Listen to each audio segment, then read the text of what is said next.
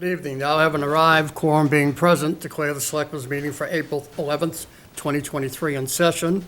We'll begin tonight's meeting as we usually do with a pledge of allegiance to the flag and a moment of silent reflection.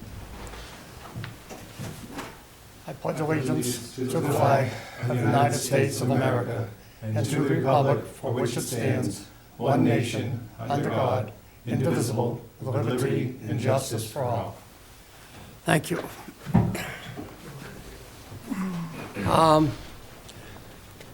Tonight, before we get started, I just want to state that tonight's meeting is being broadcast live and taped by NCM. And I'd like to welcome back Selectman Lane and welcome Selectman Sad to our team. Good evening. Congratulations on your victories, gentlemen. Thank you. The first order of business tonight is to reorganize the board with the election of a chairman, appointment of a clerk. And for that purpose, I'll turn the meeting over to Jess to run the election for a chairman. Good evening, everyone. Are there any nominations for the chairman of the Board of Selectmen? I'd like to nominate Selectman Lane. Is there a second for that motion? I will second. All right. Are there any other nominations or a motion that nominations be closed? So moved. And a second for that? Second. All right. On the motion to appoint Mr. Lane to be chairman of the Board of Selectmen, since we have one member remote this evening, I believe we need to vote by roll call. So Selectman Donnelly? Yes. Selectman Plasko? Yes. Selectman Lane? Yes. Selectman Grow? Yes. Selectman Saad? Yes. All right. Congratulations, Chairman Lane. Thank you. Congratulations, sir. Thank you, Mr. Chairman. So, Mr. Chairman, I might be recognized. Yes, sir. Thank you. Under our past practices, you would be served with a vice chairman. That would be the immediate past chairman, which would be myself. But it seems lately, for the last number of years, that I'm either chairman or vice chairman all the time. And I think it would be good for the board to change that a little bit. So I'd like to decline that position this year, sit back and maybe serve as a senior advisor. And if it's appropriate, I would like to make a nomination for the vice chair. Yes, certainly, Mr. Plasko, and thank you for your graciousness. Thank you. I would like to nominate Mr. Donnelly, Selectman Donnelly. Do we have a second on the nomination? Second. Second made by Mr. Sad. We'll take a roll call vote. Mr. Donnelly? Yes. Mr. Plasko? Yes. Ms. Grow? Yes. Mr. Sad? Yes. And the chair votes yes. It's a 5-2 a unanimous vote for Mr. Donnelly as vice chair. Congratulations. Thank you, Mr. Plasko. Congratulations, Mr. Lane. Thank you. Great. The first item on the agenda is the warrant signature update. One appointment of the clerk. First thing, I already messed up. I'm sorry, Jess. Yeah. We always do. Everyone does. Is that really? Okay. That's a tradition. I'm in good company. The first item on the agenda is the appointment of the clerk of the board. Do we need a motion to nominate? Just Jesuit. Second. Motion made by Mr. Plasko, seconded by Mr. Donnelly. We will take a roll call vote on this. Mr. Donnelly? Yes. Mr. Yes. Plasko? Ms. Grow? Yes. Mr. Sad? Yes. And the chair votes yes. Unanimous vote. Ms. Jesuit is the clerk of the board. Congratulations. Thank you very much. Okay. She never loses. Good fight. The next agenda item, the warrant signature update. Submitting notification of reviewed and approved warrant reports signed by the board's representative, Mr. Donnelly, correct? Yes. It's the pleasure of the board. I make a motion to approve. Second. Motion made by Mr. Donnelly, seconded by Mr. Plasko. Roll call vote, Mr. Donnelly. Yes. Mr. Plasko. Yes. Ms. Grow. Yes. Mr. Sad. Yes. Chair votes yes, unanimous. Next agenda item, approval, submitting the meeting minutes for the March 28th, 2023 meeting. Pleasure of the board.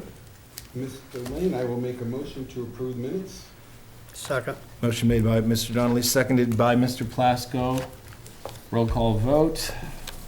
Mr. Donnelly? Yes? Mr. Yes. Plasko? Ms. Grow? Yes. Mr. Sad? Yes. Chair votes yes, unanimous, approval of minutes. We do have several appointments this evening, the first one being at 7 PM and another at 7:15 PM. So we will take up some new business before the 7 PM hearing. And I believe we're going to take items out of order. Mr. Manager?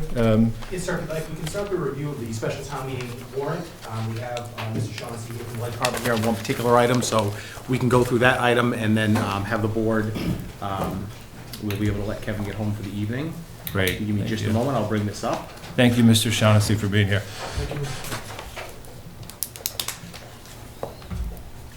So this is not necessarily the order they will appear in the warrant, but we'll start with what we're calling Article 4 for now. And it's just a Norwood Light commercial, Norwood Light borrowing for a commercial project.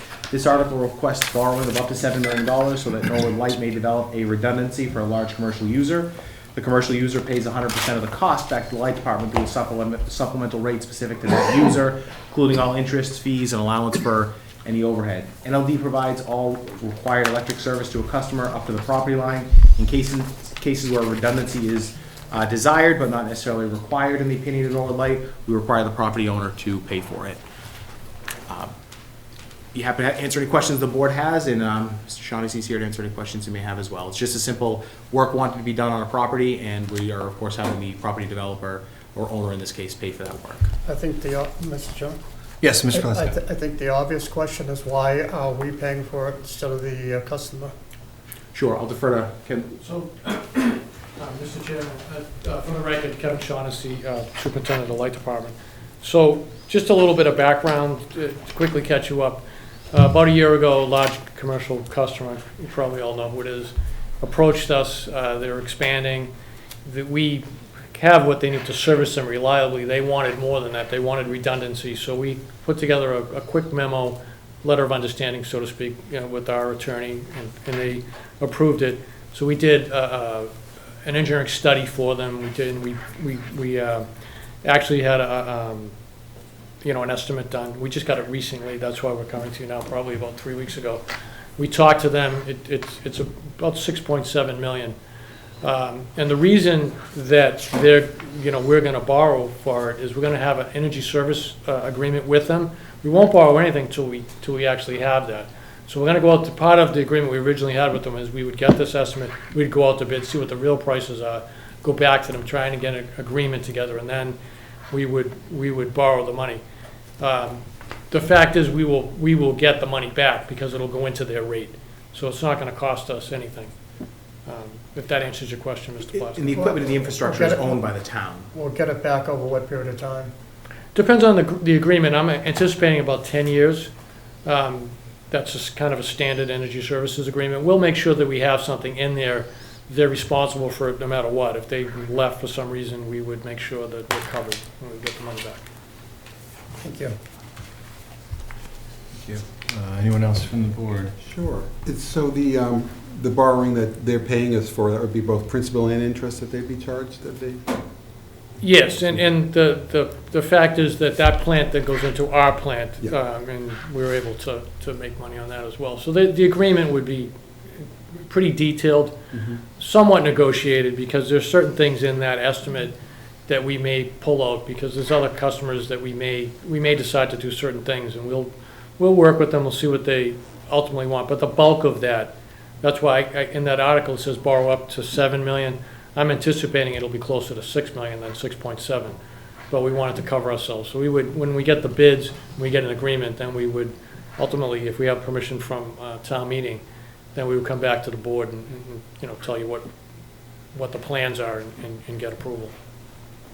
Mr. Chairman, if I may, one more? Yes. So have we, you haven't been at the Light Department forever, Kevin, but is this the first time we've had this kind of expansion that we are putting forward a redundant plan such as this? Is this new ground for us, or have we done it in the past? The existing place that they are now, it has this, what I would consider above and beyond the normal services, 2 underground feeds from the substation. They were also the previous people, you know, if you go back 15, 20 years that were there, they also wanted something extra. I don't think they paid anything more. I can't recall any energy service agreement within Norwood Light, but there are others within the state.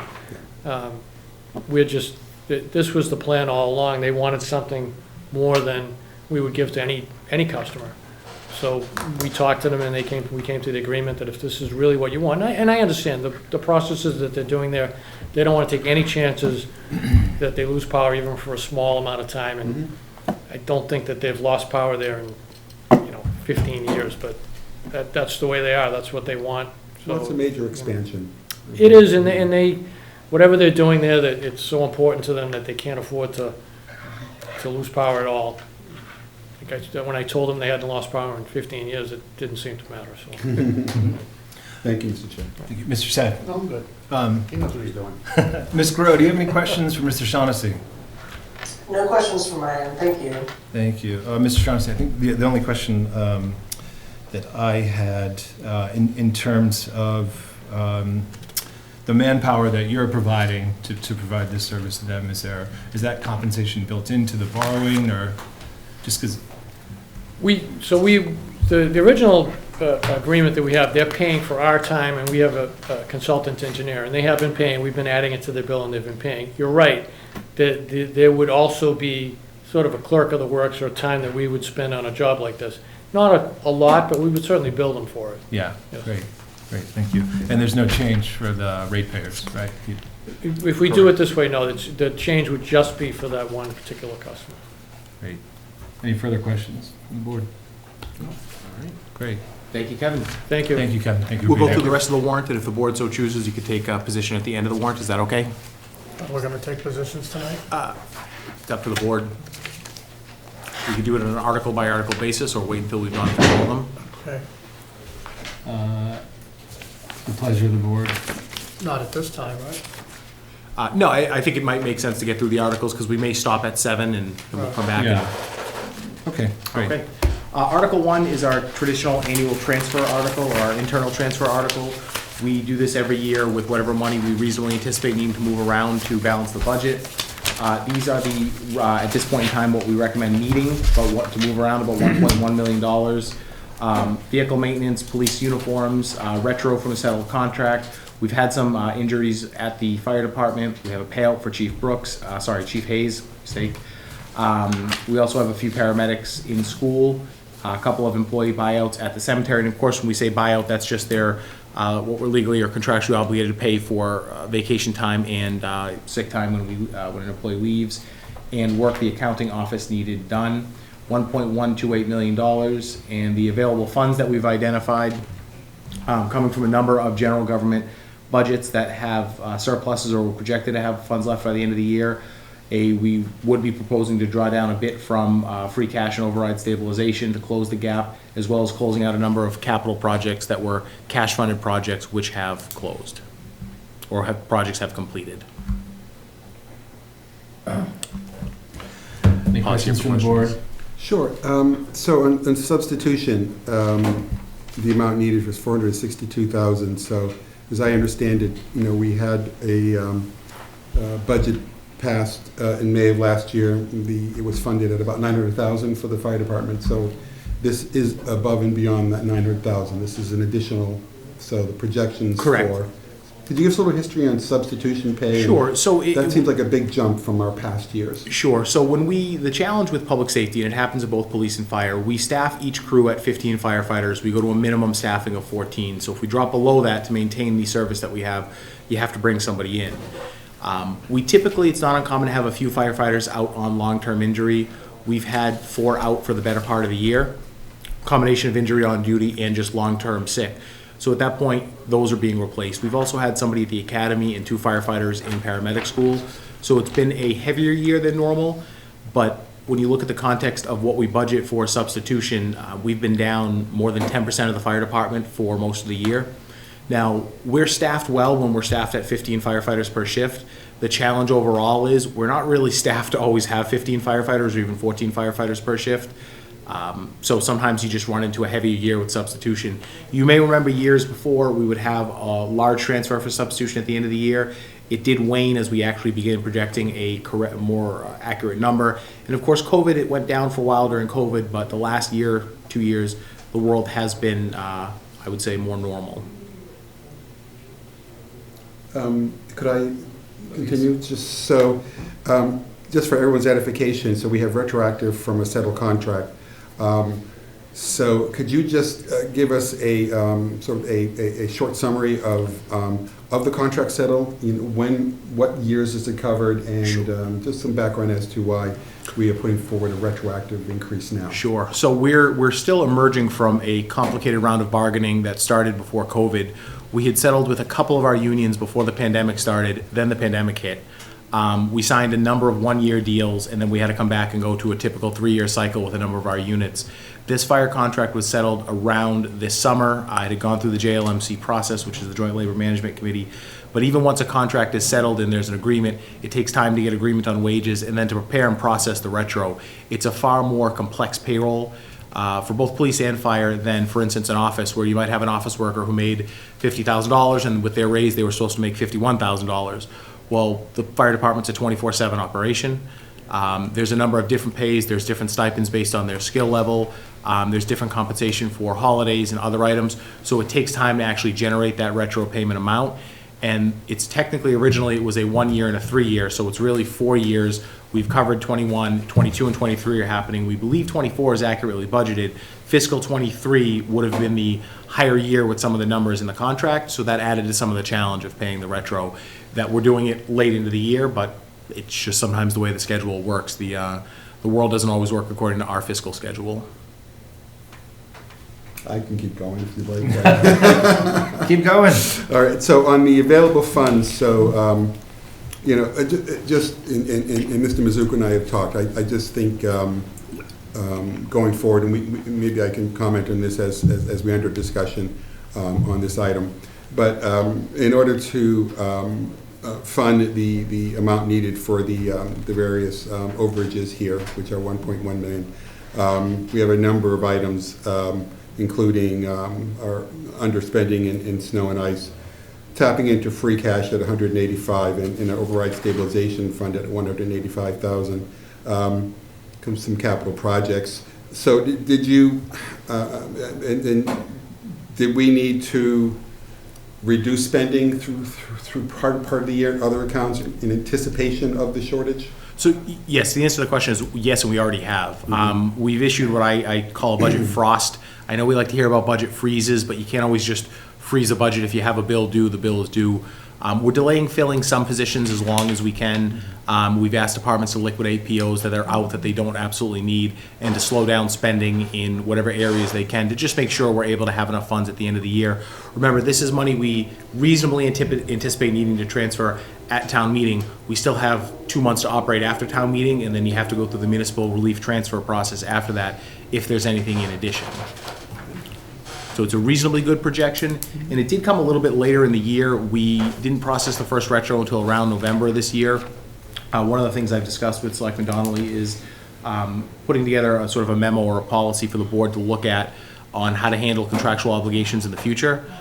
It's challenging. You can sometimes try to put all of the money up ahead of time, but then you're putting a certain amount of money up, assuming your contracts are going to go a certain way, and you don't know which way they're going to actually go. You could put nothing up, and then some towns tend to just wait until a contract's settled. In that first year, they settle it out of free cash. We don't always have the free cash to be able to do that.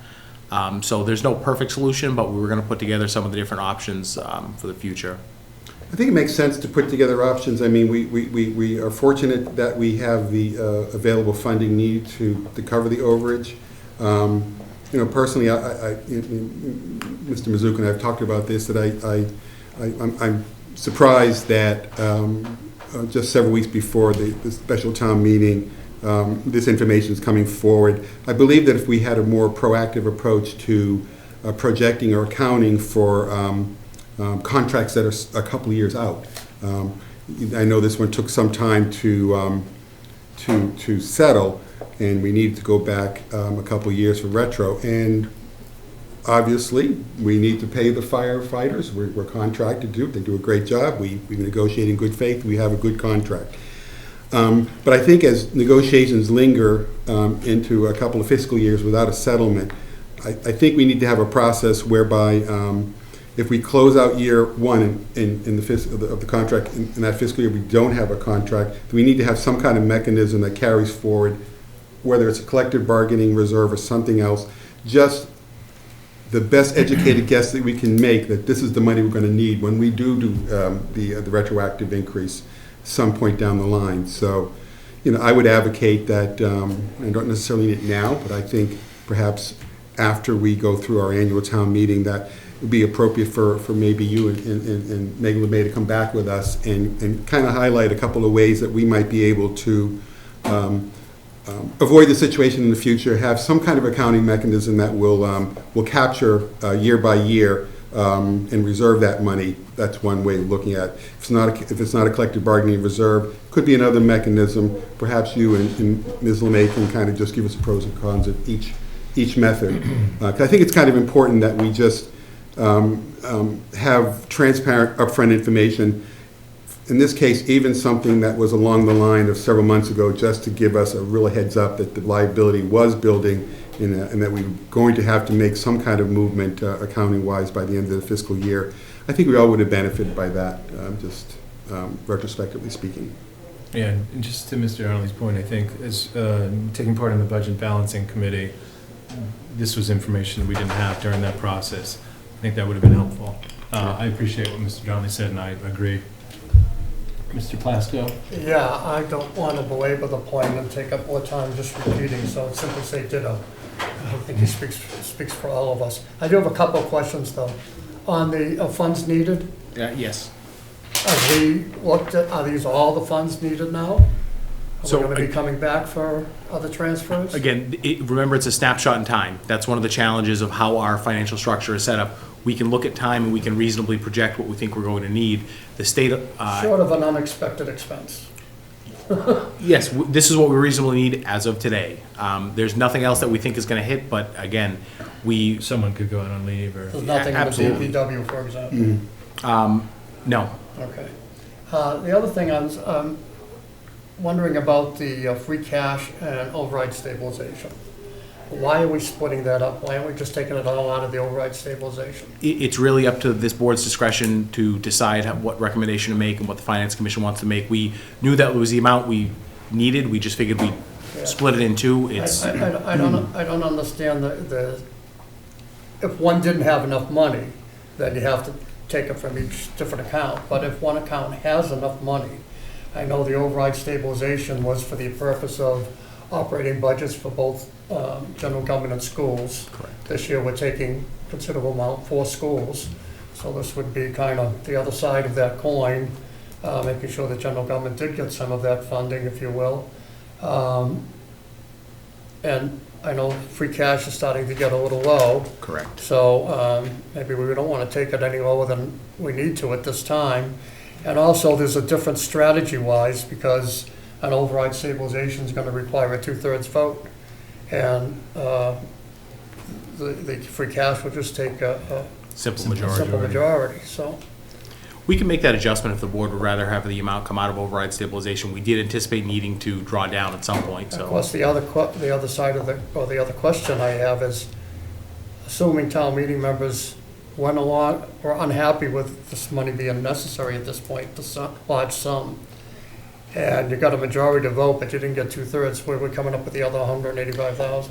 So at the end of the year, it would end up being a municipal relief at the end of the year, but you need to try to find that in the operating budget. And the challenge is you try to find money you're reasonably going to anticipate having available in the operating budget, but sometimes you're never going to know. So if you have a two-person office and one person was down for a month, it's pretty easy to look at the salaries and say, okay, we can do an easy projection, we're not going to have You only that have 2 there. months left, you're not gonna come up with 185,000. Correct, unless you're scraping a lot of individual lines for $400 or $500 here or there.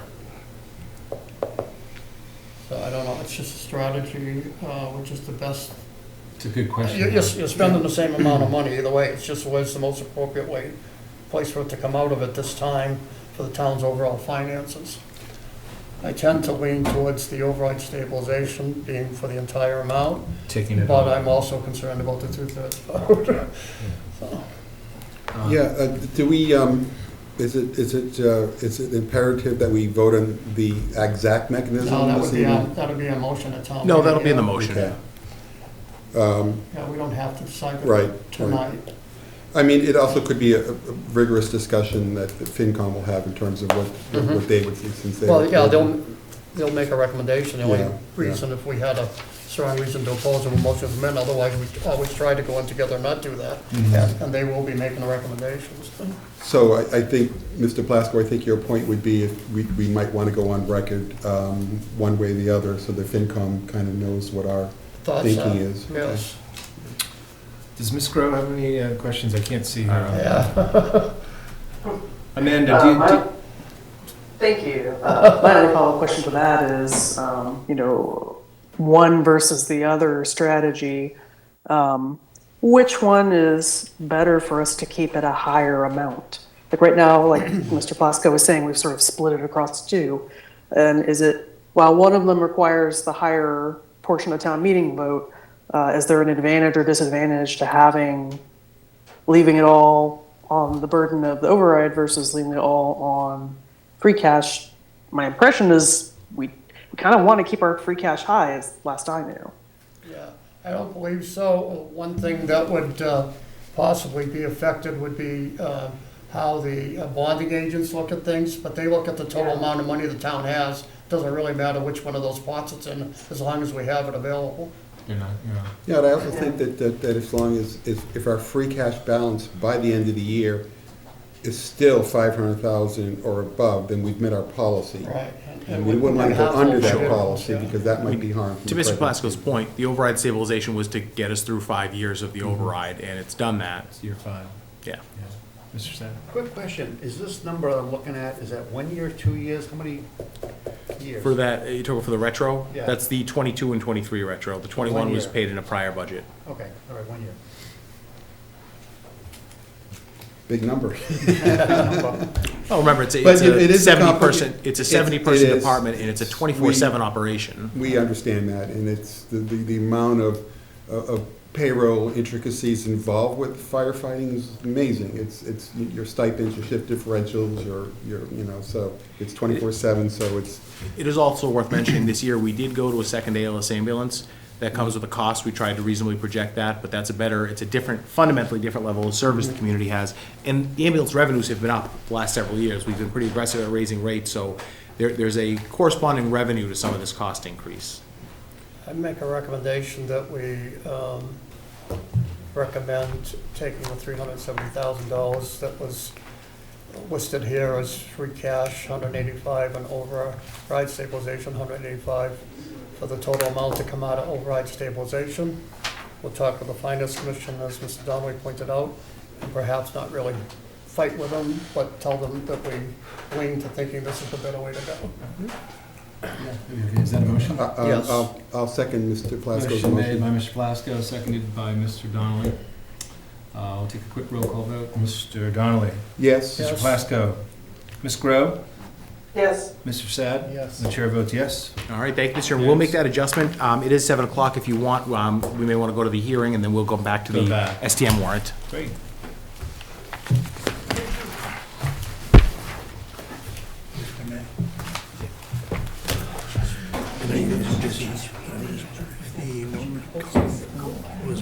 Good evening. Good evening. I don't Jess, know would if you be it's so on- kind as to read the public notice? Yes, Tony. I don't know if it's on the agenda. Application was made to the licensing board in the town of Norwood for transfer of the all alcoholic beverages license from LLAWM1 DBA Wine and Market located at 500 Boston Providence Highway, Norwood, Massachusetts. Manager of record Daniel Newcomb. To Veraki Inc., DBA Convenient Food Mart, manager of record Mr. Patel, located at 1237 Washington Street, Norwood, Massachusetts, under Section 15, Chapter 138 of Massachusetts General Laws, as amended, for the sale of all alcoholic beverages not to be drunk on the premises of 1237 Washington Street, Norwood, Massachusetts. description of the premises is as follows. Ground level space located in a multi-store building. The applicant space has an area of approximately 3,000 square feet, of which approximately 2,500 square feet of leased space is open to the public, with the remainder devoted to storage and office space. Thank you, Jess.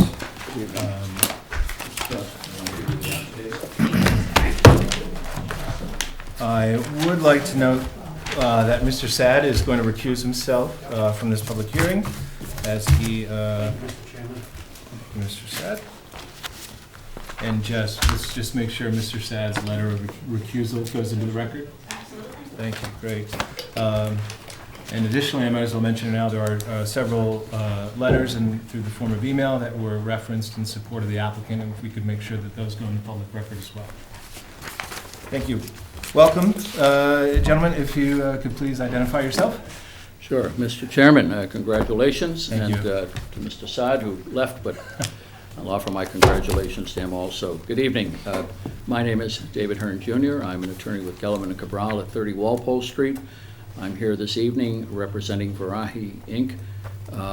And with me is Mahendra Patel, known really as Mike Patel, who is the principal of that business and the proposed manager of the license. He's a manager under an existing license granted by this board previously. His son Nagam is here also behind me. And this is an application to approve the transfer of the license, as mentioned in the legal notice that Ms. Joswick just read to us. Mr. Patel is seeking to purchase that license from the group that owns it presently. It is an all-alcoholic beverages license. The application also requests approval of a pledge of the license. And we have submitted, with the package of application materials, we have submitted the pledge documents also, which have been signed, but of course would not go into effect unless and until everything is approved with respect to the license. The property in question is located at 1237 Washington Street in South Norwood. It is the Convenient Food Mart. Mr. Patel has operated that business since about 2008. He and his family have had experience over the years operating establishments that sell alcohol here in Norwood and in other towns elsewhere in the Commonwealth. He has two regular employees. One is his wife, who helps him in the business, and the other is an employee he's had for several months. I think he said about 8 months. He has been operating with a beer and wine license that was approved last year by this board.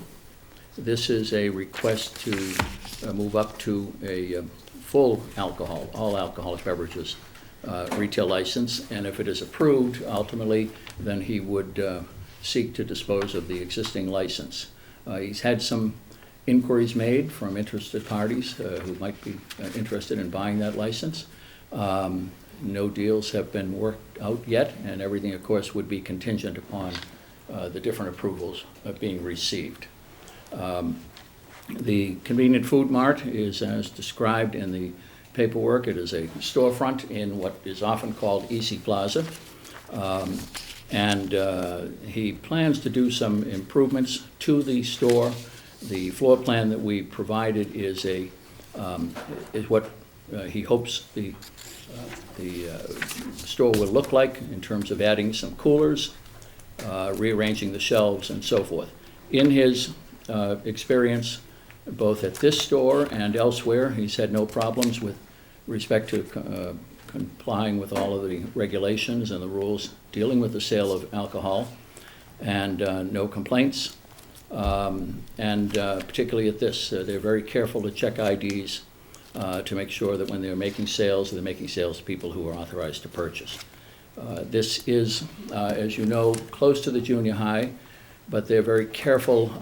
They don't let more than a couple of the students come who may stop there at the convenience store on their way home from school. More than 2 at a time come in. They require them to leave their backpacks outside, and they might in the course of a day have 8 or 10 kids stopping by on their way home from school. It's not a big magnet to the kids, and nor a big place for kids to congregate. The As I said, there is a great deal of experience. Both Mr. Patel and other members of the family have had experience working in this type of operation for years. We're happy to take any questions. I hope you'll find that the paperwork is in order and that this satisfies what we believe is a need in the area. There is one other package store in South Norwood at the moment, but it is not open the same number of hours that Mr. Patel proposes to be open. There are a great many of his customers are people who walk to the store.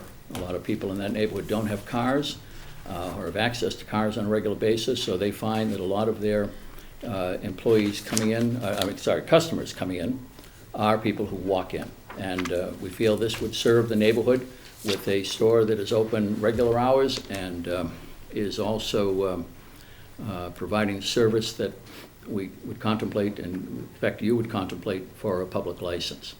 And he has a loyal following, and I think some of the people here today are here to support him. We're grateful for that. You've also had some correspondence that came in. I've seen some of it, and we appreciate that also. So I'll leave it to you to ask whatever questions. We'll try to answer them. Great. Thank you, Mr. Hearn. Thank you. Welcome, Mr. Patel. Would you like to speak or talk about your experience and your desire for the new license? I'll speak for it. Great. Thank you for having us. I mean, this is a great opportunity that presented itself for us to expand our business. And I know in South Norwood there was a need for a business that was open steady hours, and our customers are always requesting it. So the opportunity presented itself, so we thought it would be a good idea to take advantage of it. And of course, if you guys approve. So just looking forward to see what you guys have, and if you guys have any questions, we're more than happy to answer for you. Great, thank you. Mm-hmm. So we'll take questions from the board first. Mr. Donnelly? With the, assuming the transfer of the license, would you anticipate any changes in operating hours, or would they remain the same? It would be the same hours, yeah. Normally, they close about 9:30.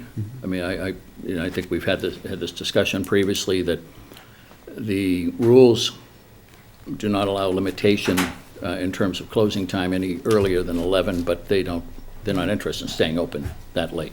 So right now, their plan is to continue to close about 9:30 at night. Okay, very well. I live in the neighborhood, so I walk by your store a lot, so I do appreciate you running a nice business. Thank you. Ms. Groh, do you have any questions for the applicants? No questions, everything looked in order, so I'm good on that. Great, thank you, Ms. Groh. Mr. Plasko? Thank you. I was just concerned, even troubled a little bit by comments the council just made. Sorry that I didn't do more of my homework. May have to even ask for a continuance. You mentioned the current license and finding a buyer. Right. I thought I was under the impression that a license had to be turned in before you can get another license in the same location. May need to check on the ABC regulations, or have you already looked into that? I'm not aware that it has to be turned in. It is an asset that he presently has, and he would seek to make a transfer in the same way that he's hoping to acquire a license by He's going to transfer. replace that asset with a new asset, even greater, Right. even of greater value. Well, he's buying one and hoping to make up some of that with the sale of what he has now. It would cover some of the purchase price, presumably, of this particular license. I'm not aware in any of my reading of it and looking at the statute that there's anything that says you must turn it in gratis to the licensing authority. I mean, if there's a different view on that, Mr. Plasko, I'm happy to hear you on it. What would, I think I have to wait and find out what the ABCC says about this, but what would you think would be the situation if we approved it, ABC approved it, you wanted to pick up the license, but you still had the other license? Well, I think that You hadn't sold it yet. we'd have to coordinate that with the ABCC, because we would presume that at the same time, if this is approved here locally, then the efforts to find somebody to buy that license would become a little more intense. I mean, I've already had calls from people asking me about it, but we don't want to put the cart before the horse. We want to get. Prove it too, we may not like the location. I understand that, and presumably, you know, I'll put it this way.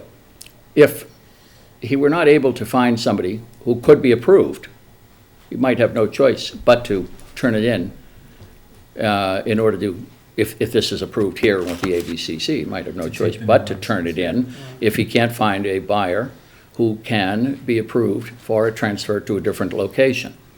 And that's something that we're looking at, but we haven't gone too deep into the question of negotiating anything with somebody because we want to know where we stand with this board, and I think that's a reasonable thing. But if this board approves it, and then it will go into the ABCC, in my experience, the ABCC has been taking months to approve things. They don't do this very quickly.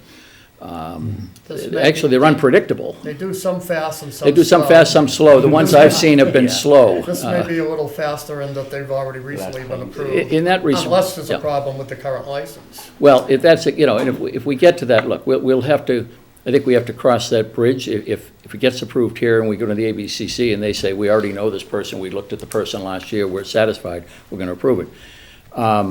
Then, I mean, I probably would have a conversation with the people in there to say, you know, we've got one here that we're trying to dispose of. How do you want us to handle it, or do you? I mean, sometimes you don't want them to approve it too fast while we're trying to make a deal. But of course, it would be dependent upon this board's approval also. So. There isn't a question in all this paperwork that asks if there's a current license. I think there is a question about whether we have had licenses, and we did at page 3. Do we have an interest in a current license? And the answer is yes. This section 15 So then they wine would- and malt then beverages they- license. Then they would inquire as to They will where it know is and about what the that. situation is. Right. Okay, thank you. So we don't want to put anybody here or anywhere else in a difficult position, but I think that this is the type of thing that probably comes up occasionally where somebody is working on an upgrade, really, is what this is. And they've got to dispose of the license they have, since we can't have two at the same location.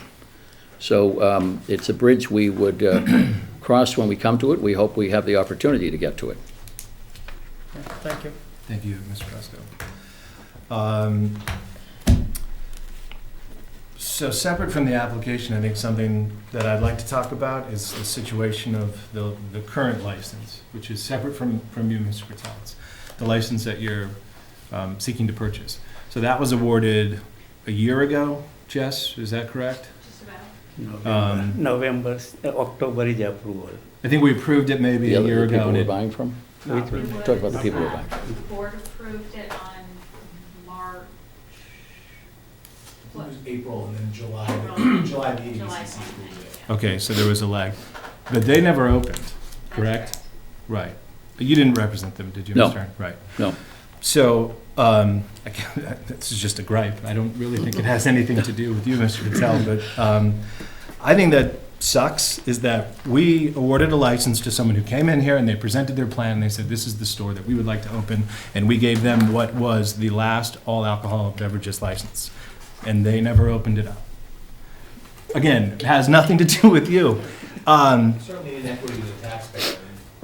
Right, because the reason we gave it to them is because it had this plan and it would benefit the community. I believe we gave it to them over another entity that was applying for it.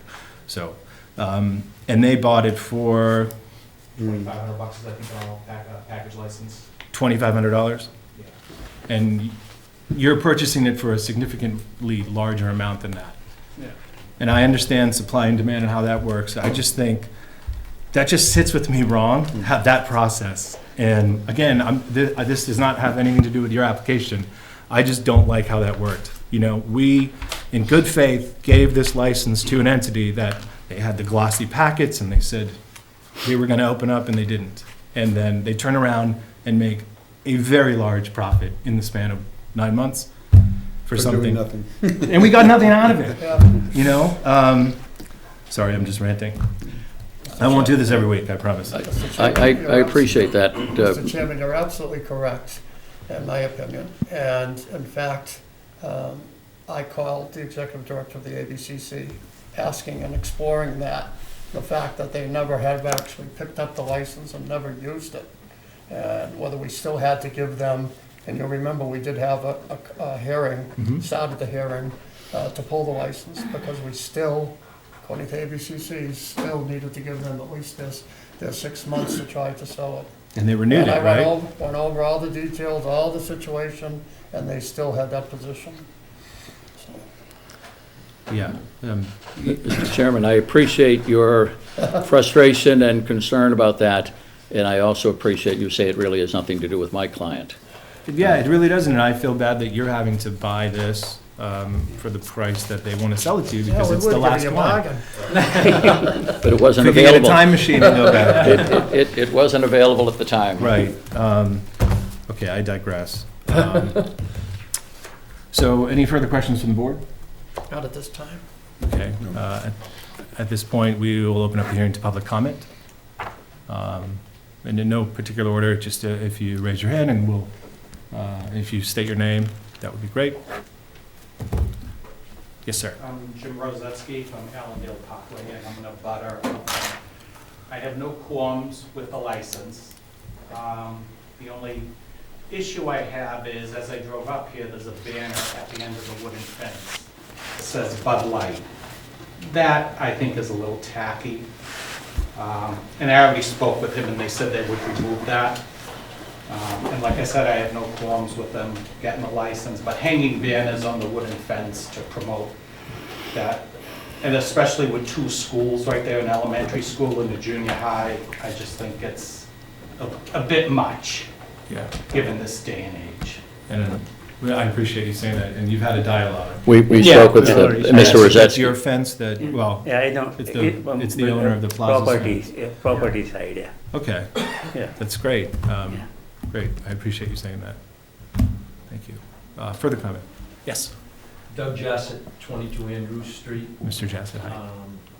Thank you, Mr. Chairman, board members. I'll be very brief. I've known Michael and his wife, his son, his brother, his sister-in-law, his sister, his brother-in-law, nieces, nephews. I know the entire extended family through my work with the Massachusetts Lottery, but more so as a resident of the town for 35 years.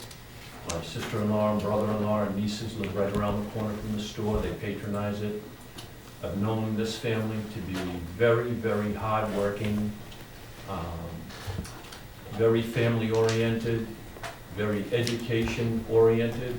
The first generation that came over has worked very hard, similar to a lot of our ancestors, to make life a little bit easier for the next generation if they're willing to put in the hard work to get educated and get ahead. And I admire that, and I think that the town should reward that.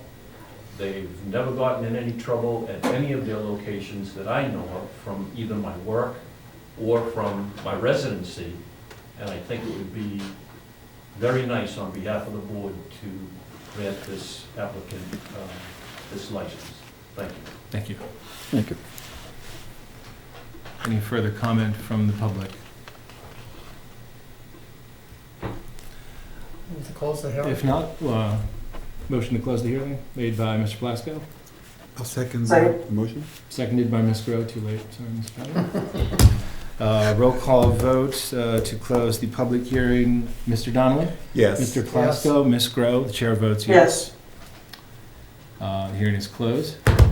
Motion Pleasure of the board. Motion to approve the application, the pledge of license, with the condition that there be no advertising materials of liquor products of any type outside the premises of the establishment. May I understand what you mean by outside? Outside. You mean on the fence? I didn't say they can't be seen, so they could be in the window. They can't be outside the premises. So on the exterior of that site, including the fence, but also in the parking lot and all that? Not just inside the store. Any problem with that? No problem. No. That's fine, Mr. Chairman. We understand that, and Mr. Plasko's made that clear. Do we have a second to the motion? I will second the motion. Motion made by Mr. Plasko, seconded by Mr. Donnelly. On the motion, Mr. Donnelly? Yes. Mr. Plasko? Aye. Ms. Grow? Yes. And the chair votes aye. 4-1, unanimous. Thank you. For nothing, For nothing. for one nothing and one abstention. abstention, is that right? Thank you very much. Thank you. Thank you. Tell you know to work with Jess. We will. About Yeah. paperwork. Right. Thank you. Thank you, everybody. Just knows where to find Thank it. you. Thank you. Get out of your way here. Mr. Chairman, you had me confused for a moment, the way you're sitting. We'll switch next We week. don't want to get up and move. We'll do that next week. I'm too tired from dancing. I had my spy telling me what was going on the television. I was driving over. Thank you. Congratulations. Good night, congratulations. Thank you. Congratulations. Oh, Dad. Thank you. Your dad. You can congratulate me when I start sleeping. How old's the baby now? 2 weeks. 2 weeks Thursday. Wow. Yeah. Nice. Thanks, Mike. Thank you.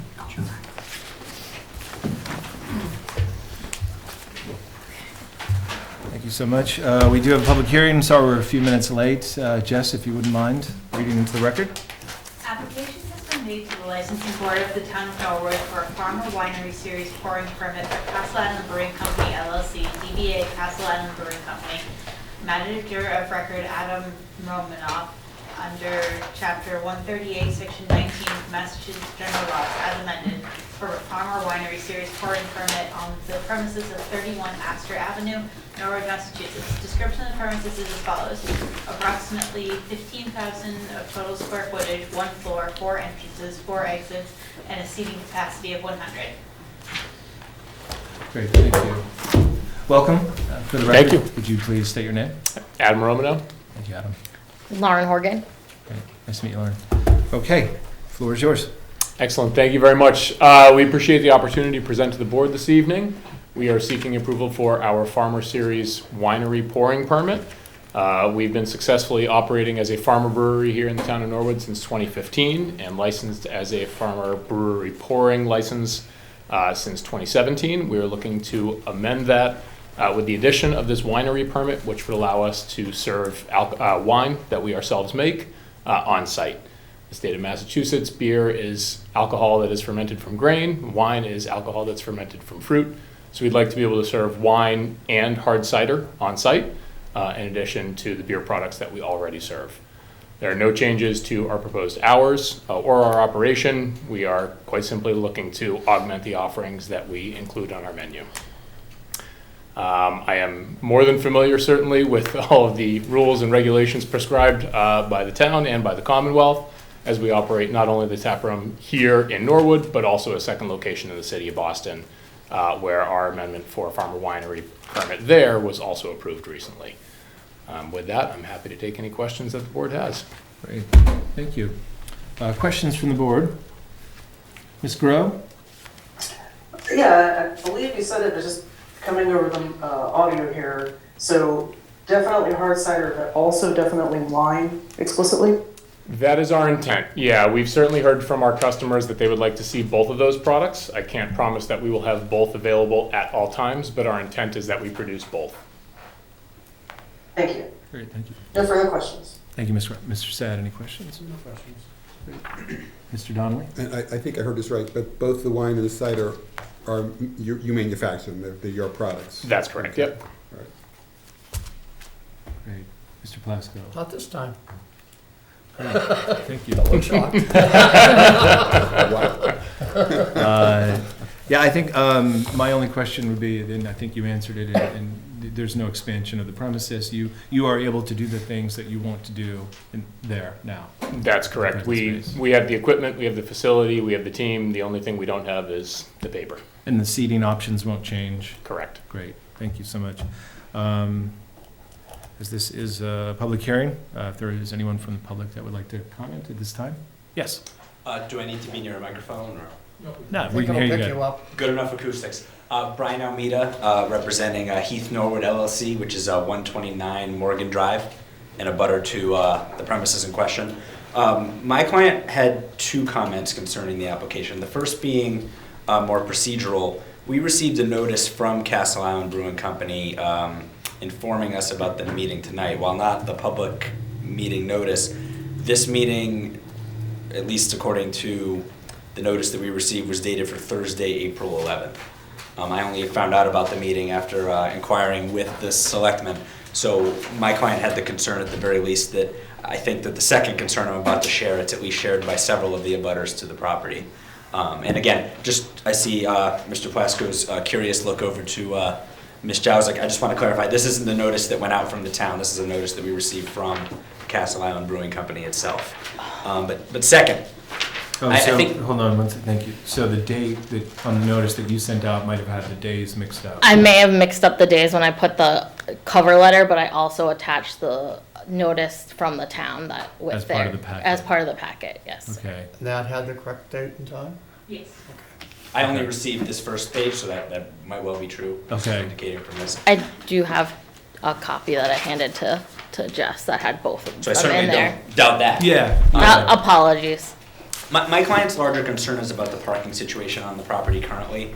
At the very least, the concern being that adding additional offerings is going to exacerbate what's already kind of a problem parking situation at the premises. What my client tells me is that some of the parking spaces were removed for accommodating outdoor seating, and that's sort of strained the parking capacity that already exists, particularly during peak hours, Friday night.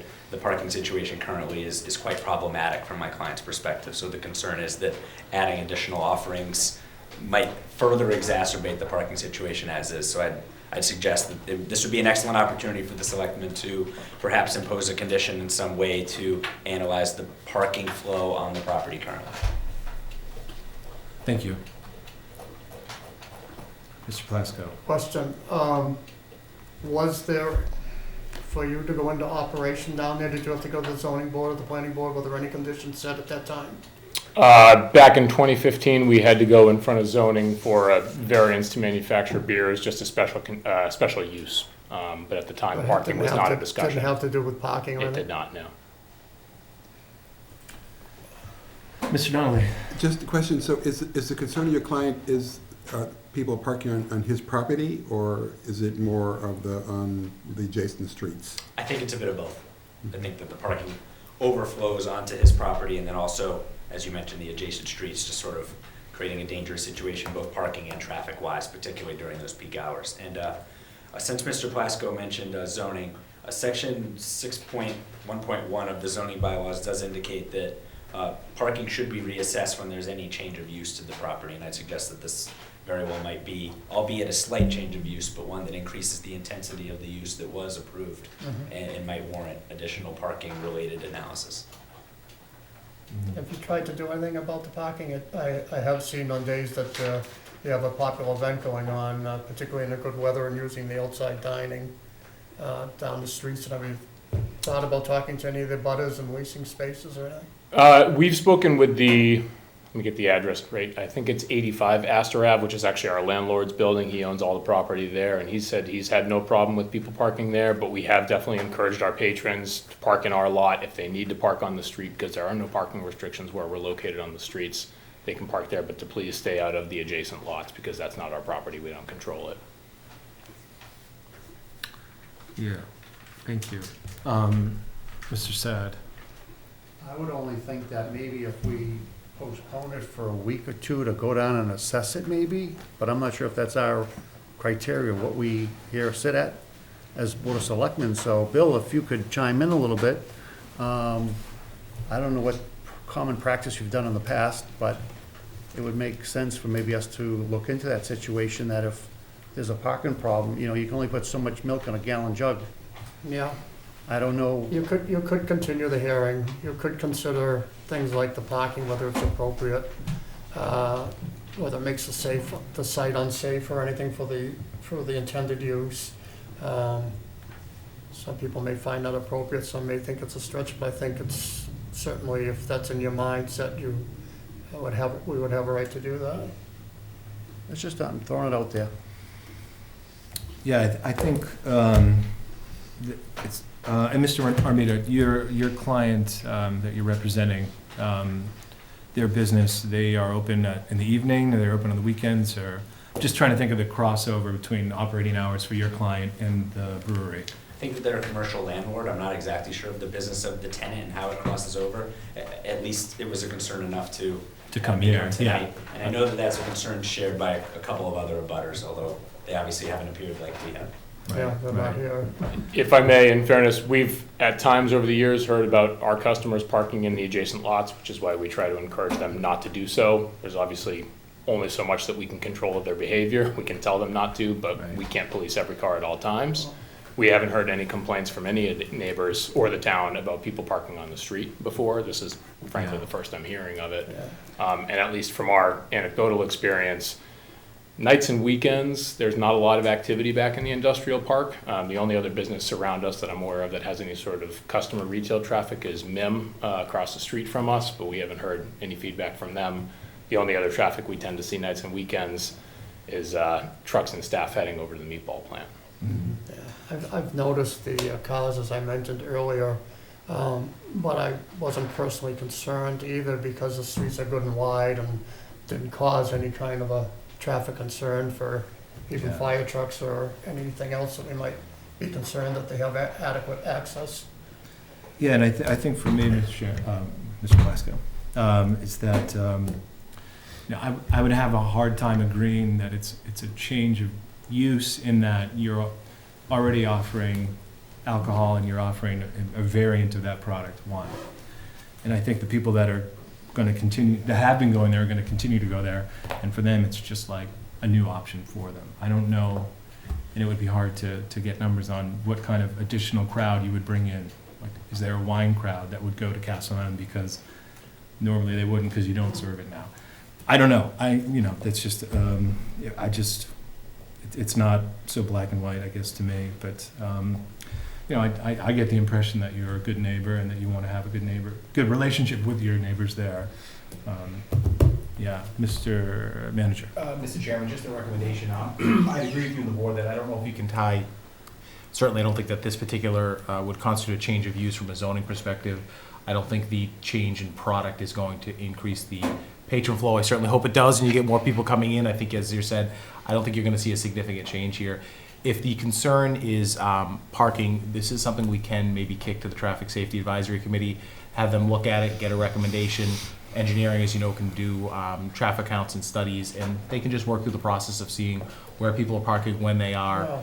The problem there, they come up and say there's an issue, and they say, post no parking, whatever, and the police enforce it. Now we got a bigger problem because we got cars who are parked somewhere now, I have no place to park. Correct. There may very well be a parking issue to address. I just don't know if it's it would be appropriate to try to hold up a candidly relatively minor change to the license. For what may or may not be a parking challenge.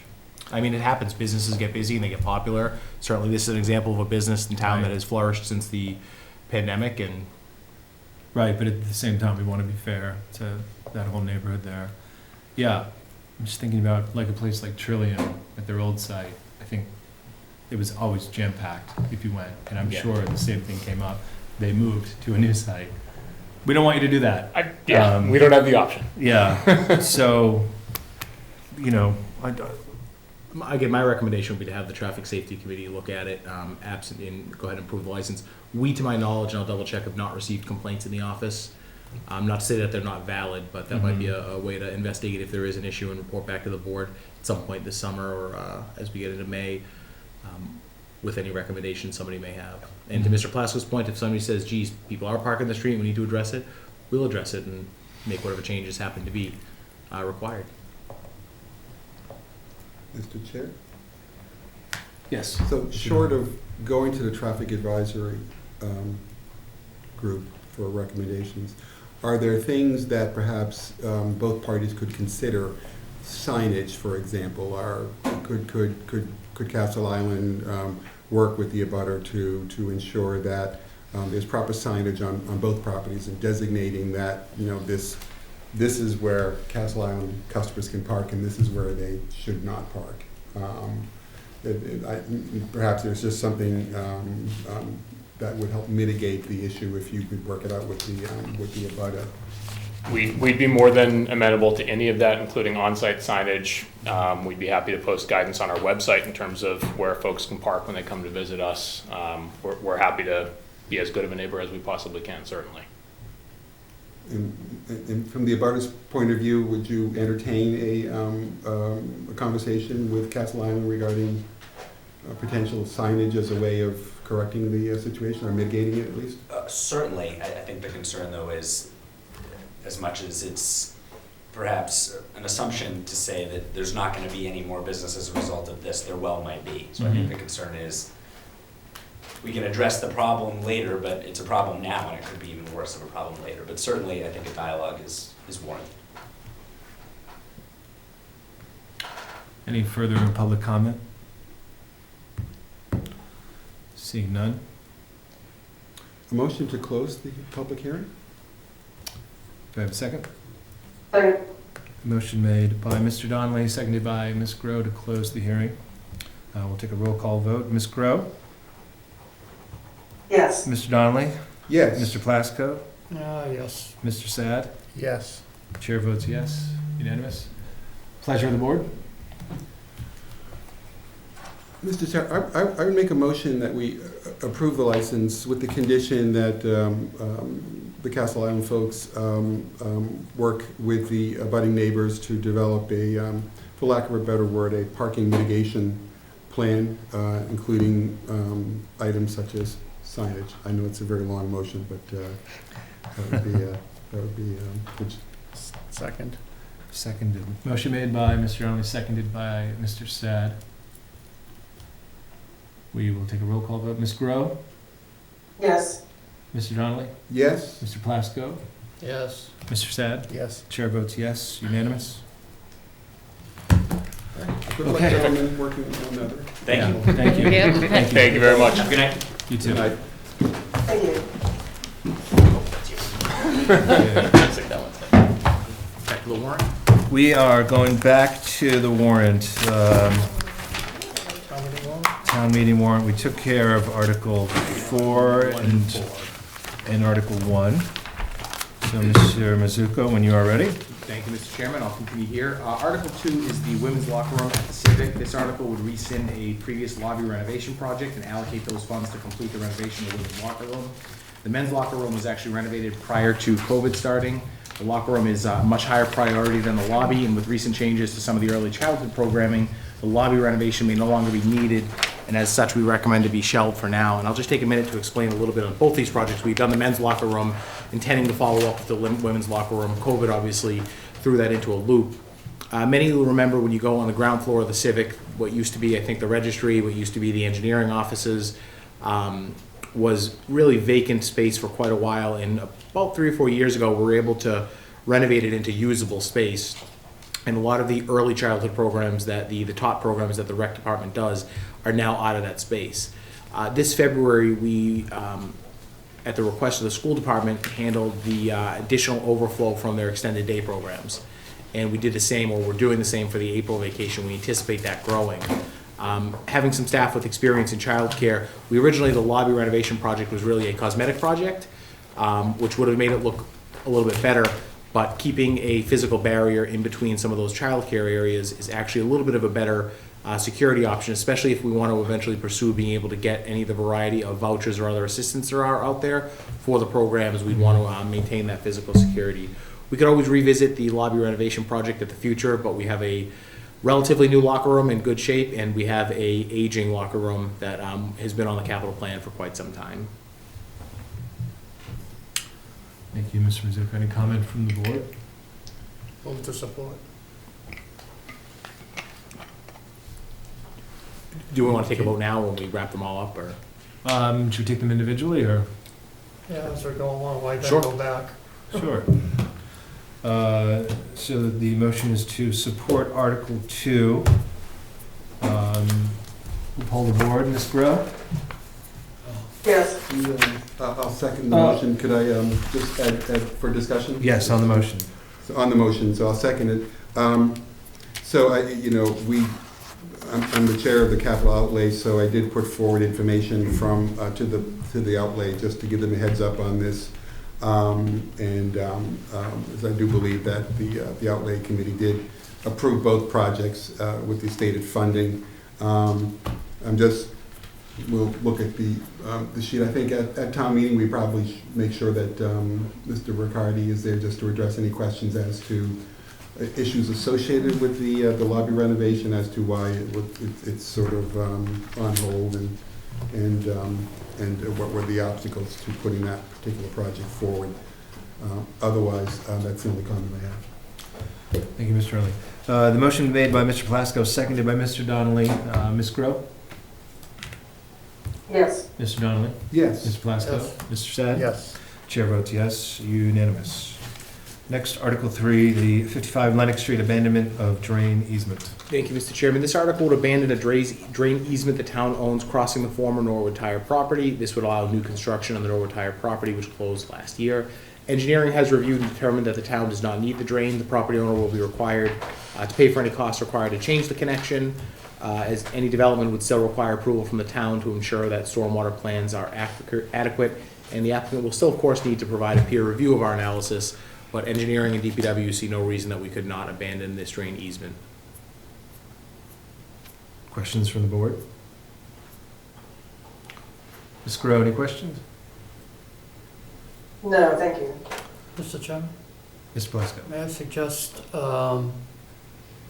for the ease of taking these votes instead of individually, because we're taking roll calls, that we assume they're all going to be approved, take one motion at the end, and someone can make a motion to delete or change if they disagree on any particular one? I think that's a great idea. Okay. Great. Article 4, we already covered, is yeah, the Norwood fine. Light borrowing. Article 5 is a school capital improvement request. $117,000 from free cash for school IT capital requests, and $212,000 from free cash to fund school special education capital requests. On the I'll make a motion to approve. Oh, I'm sorry. We just talked about that. May I just add that? Let me catch up with the times here. Any questions from the board? So this was a request that came before the Capital Outlay Committee several weeks ago, and the Capital Outlay Committee had voted unanimously in favor of these capital requests from the schools, both of them. Also, the Budget Balancing Committee supported this, including the two members from this board sitting on it. All right. Article 6 is an elementary capacity study. This article would allow the schools to utilize $60,000 in free cash to fund a study to examine current and future capacity needs across these 6 elementary schools. With the 5th grade moving to the middle school in tentatively 2025, it's time for the schools to devise a plan for looking at the complex needs of the student population and the physical setup of the district. Mr. Mizuko? Yes. Is this a consultant, or are we doing this in-house? Or? I would likely be a consultant, likely go out to bid. Okay. Comment from the board? Just again, this was brought up and reviewed through the townwide budget process and approved and supported at that time. Great.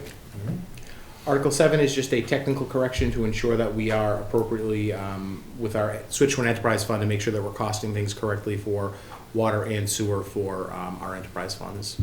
We'll probably have another year or two of technical corrections like these as we move through moving into an enterprise fund. Great. Comment from the board?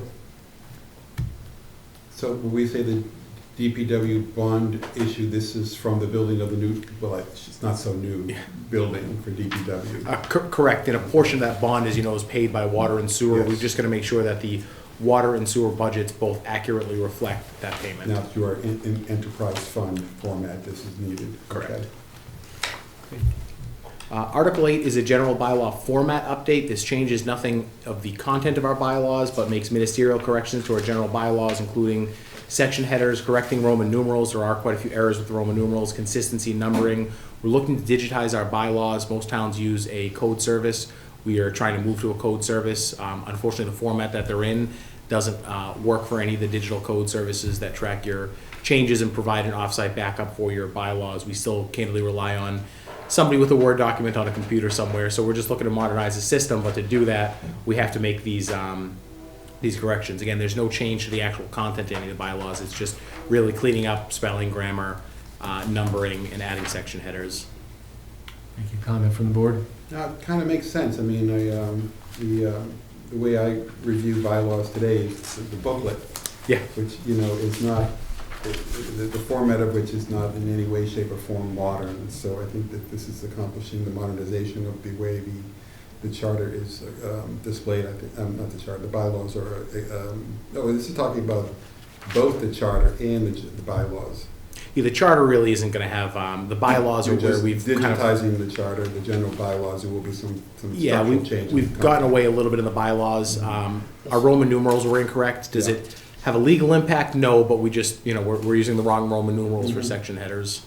The charter, or the so-called charter, especially after 1914, we can't change on our own anyway. Right. Correct. Very good, thank you. Article 9 is an authorization. I editorialized Yes, that sir. you mentioned that this isn't actually going to include any changes. We need to go through the bylaws again to make changes. We absolutely do. We're sort of trying There's a to. lot of them that make sense no more. Yeah, we're trying to make sure the cart and the horse are in the right order. So by getting them cleaned up and getting them organized, it'll make that process easier. It'll all eventually go online with a searchable database. It'll make it easier for the public. We've moved most of our minutes for the last 10 years onto a searchable database. I'm not sure if we've gotten that deployed online yet, where you'll actually be able to go in any of our minutes from the last 10, and eventually we want to add 20 or 30 years. You can type any word in, and it'll pull up any agenda where that's come up. So you can type in your own name, and it would have every agenda. So we're just trying to modernize and digitize what we have available. Great. Article 9 is an authorization to seek a grant reimbursement. Generally, we don't need to go to town meeting for grant reimbursements. However, occasionally there is a federal or state grant that requires us to go specifically to our legislative body or town meeting. And in this case, it does. We approved the Bernie Cooper Park in South Norwood several years ago at a cost of, I believe, $1.6 million, split between CPA and the free cash. This will allow us to receive a grant of upwards of $700,000 to help offset that cost, or if there are any additional costs with it. It's just a simple approval. Great. Comment from the board? Okay. Article 10 is our annual unpaid bills article. As the board is aware, any bills from a prior fiscal year we are required to appropriate at a future town meeting. So one of our annual housekeeping items. Great. Articles are 11 through 13 are citizen petition articles that would amend zoning in the Boston Providence Highway District. And then Article 14 is a article from the fire union that would adopt a local option that sets the Board of Selectmen as the appointing or hiring authority for the chief. Yes, Mr. Plasko. Yeah, I'd like to go back to the zoning request on petition of Judith Howard. That should be on here, on petition O. Okay, we can make sure to add that. On each of those 3 articles.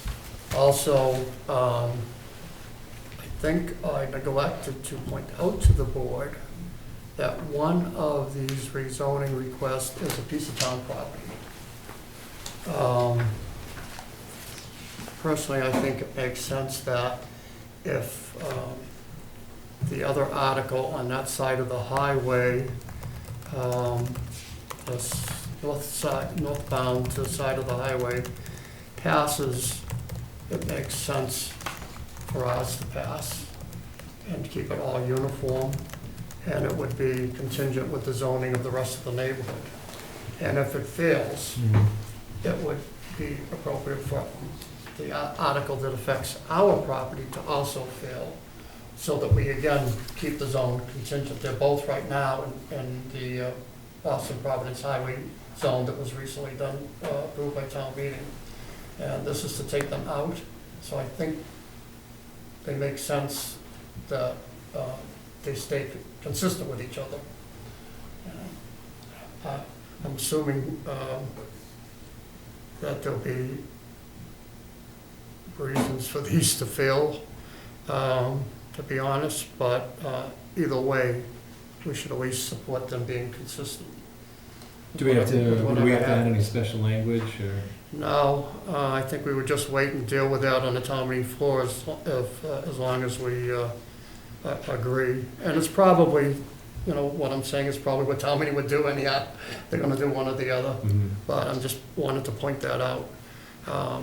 I don't know if we want to object to the zoning of our property.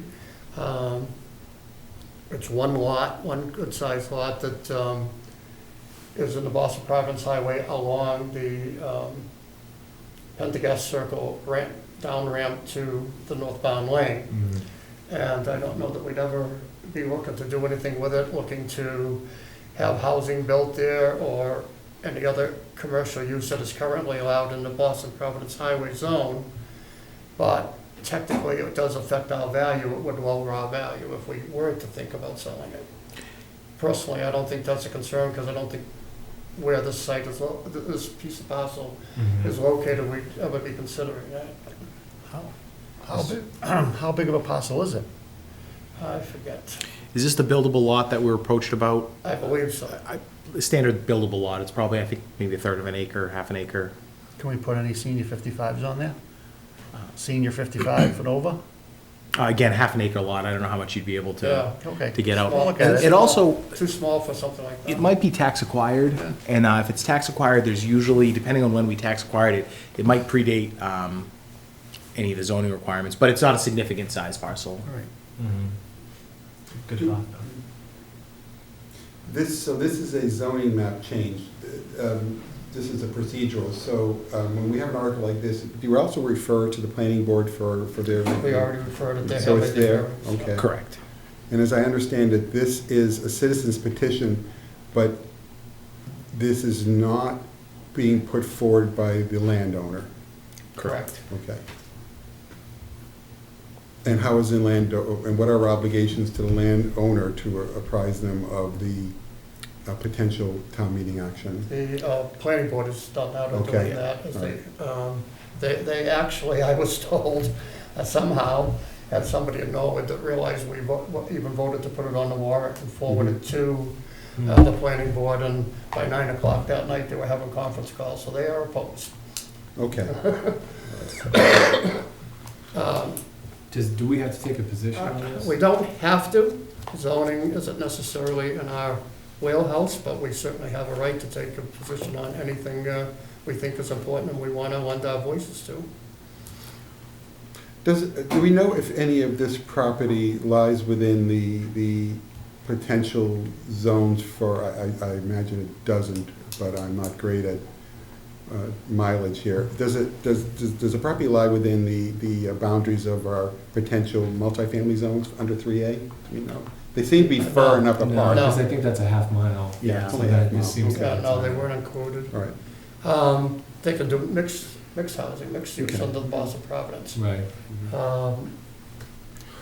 One option for the board just to consider, if you, the articles that the town has put forward, if you've taken a position on them, we can send the yellow sheet out with the board's position on them and give you more time on the 4 citizens petitions.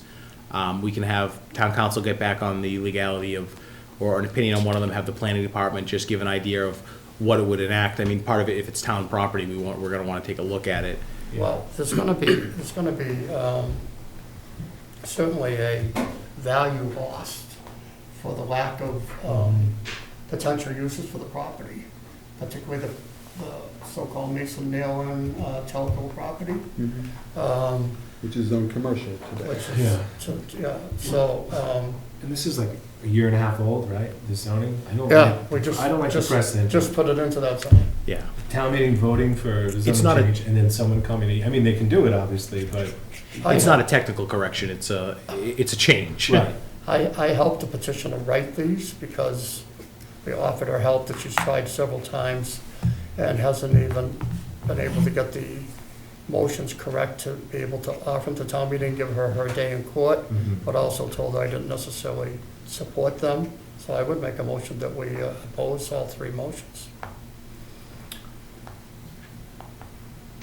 Have a second? Unless you prefer to take no action. And that the copy that goes out indicates that these are on petition of the petitioner. We'll make sure that happens. Yeah, I think that, for sure. Do we have a second to Mr. Plasko? I'll second Mr. Plasko's motion.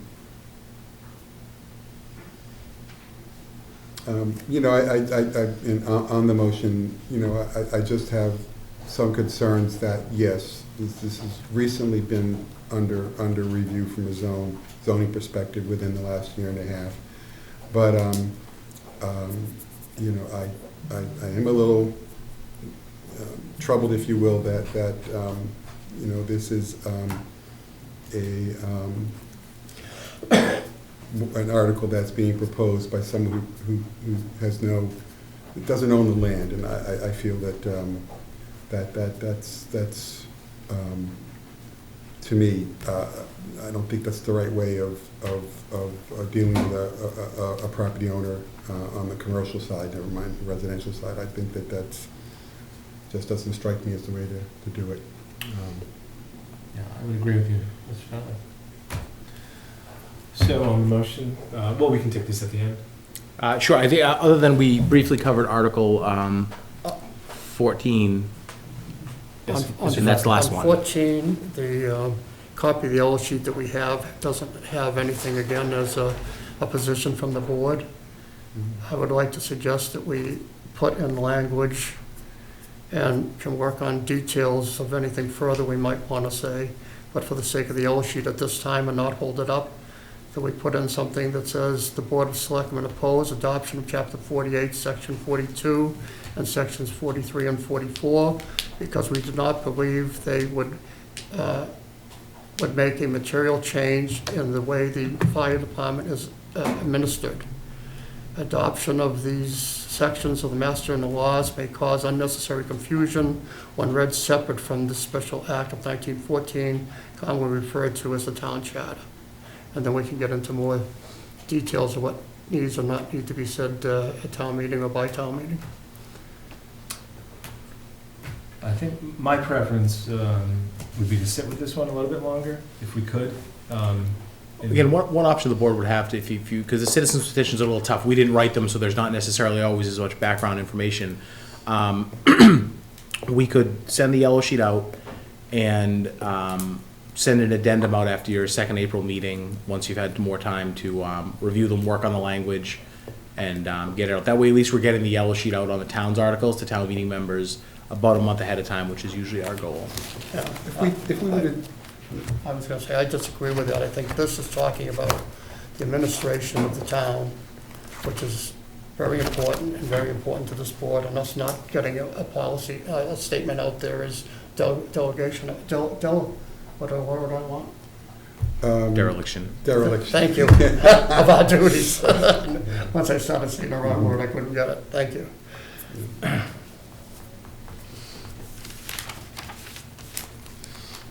Yeah, I guess my comment would be at this point that from what I can see from the article as written, it to me, it seems to be looking, it looks to be a solution that's looking for a problem.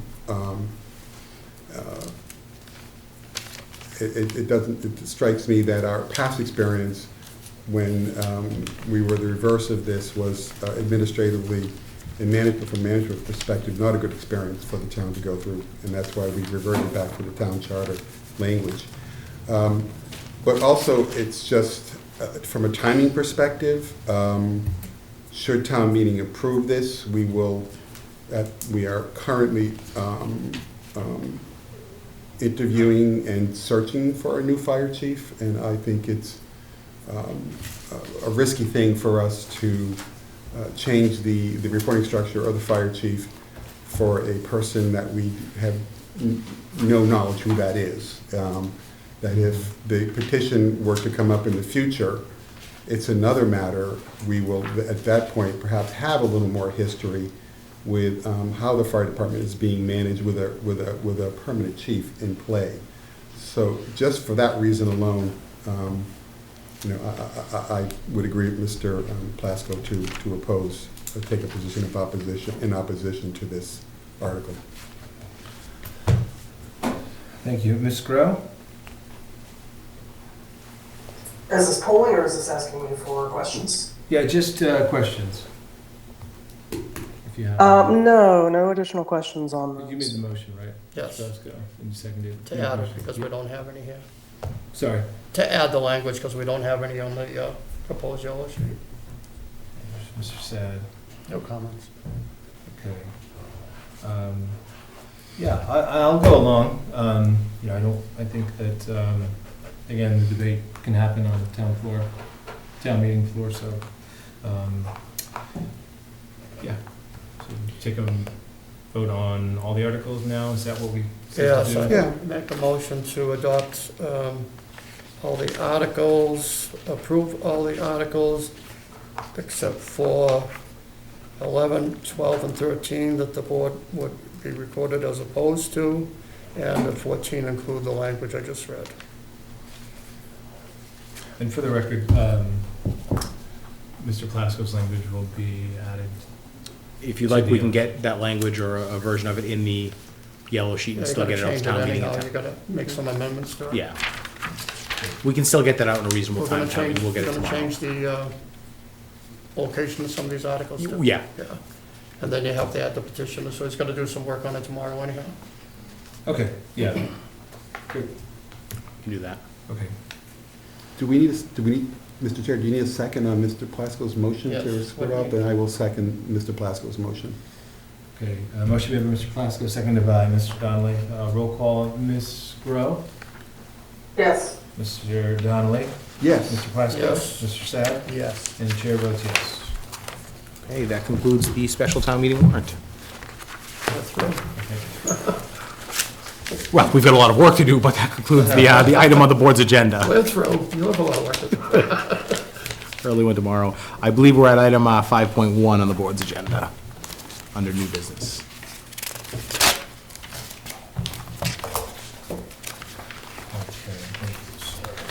Okay, new business, banner request, hazardous waste day, submitting a request from the Department of Public Works to hang a banner over Washington Street advertising household hazardous waste recycling day, which will be May 13th, 2023. The banner would hang from April 24th, 2023 to May 15th, 2023. Motion to approve. Second. Motion approved, Mr. Donnelly, seconded by Ms. Grow. Mr. Chairman, On the motion, Mr. Plasko. could I try to offer a motion that we approve 5, 1, 2, 3, and 4 as one motion? Do I have a second to Mr. Plasko's motion? Seconded by Mr. Sad. On Mr. Plasko's motion to approve new business 5.1, 5.2, 5.3, and 5.4, Ms. Grow. Yes. Mr. Donnelly. Yes. Mr. Plasko. Yes. Mr. Sad. I can't vote against my girls and boys in girls soccer and basketball, so yes. You can answer as much as you want to. The Reams will kill me. Good luck, girls. You can get the car wash too. Very good, Yeah. very good. All right, and the chair votes yes, unanimous. Item 5.5, cemetery requests, Norwood Cultural Council. Submitting a request from the Norwood Cultural Council to use the Chapel of St. Gabriel in Highland Cemetery to hold their annual grantee reception with a date to be determined for the 2-hour event. Pleasure of the board. Motion to approve. Second. Motion approved made by Mr. Donnelly, seconded by Mr. Plasko. Ms. Grow? Yes. Mr. Donnelly? Yes. Mr. Plasko? Yes. Mr. Sad? Yes. Chair votes yes. Unanimous. It's nice to see the chapel getting some use. Yeah. Very much Very so, good. after a Excellent. very expensive renovation. All right. Item 5.6, town common request. Make a motion to approve 5.6, 5.7, 5.8, and 5.9. Motion to approve made by Mr. Plasko. Do I have a second? Those are all, Second. all use requests we've had for the town common. Seconded by Ms. Grow. On the motion? Hearing none, roll call vote. Ms. Grow? Yes. Mr. Donnelly? Yes. Mr. Plasko? Yes. Mr. Sad? Yes. Chair votes yes, unanimous. Okay, item 5.10, park request, Father Max. Submitting request for resident Bailey Linehart for non-exclusive use of Father Max Playground area on Friday, May 5th, 2023, from 12:30 until 3:30 PM for a birthday party with snacks and a bounce house, if permitted. Mr. Plasko. Do we have a policy on this? Are we requiring insurance? They will have to provide us with an insurance certificate. So move. Do I have a second? Second. Seconded by Mr. Sad. Motion made by Mr. Plasko, seconded by Mr. Sad. Ms. Grow. Yes. Mr. Donnelly. Yes. Mr. Plasko. Yes. Mr. Sad. Yes. Chair votes yes, unanimous. Item 5.11, park request, Bond Street Tot Lot. Submitting request for the Memorial Library requesting to use the Bond Street Tot Lot for their summer kickoff program on Monday, June 26th, 2023 at 10:30 a.m., as well as weekly on Thursdays for outdoor story time at 10 a.m. from June 29th, 2023 until August 17th, 2023. I think we did that all, at least last year, if not the year before. Move approval. Motion Second. approved, made by Mr. Plasko, seconded by Mr. Donnelly. Ms. Grow. Yes. Mr. Donnelly. Yes. Mr. Plasko. Yes. Mr. Sad. Yes. Chair votes yes, unanimous.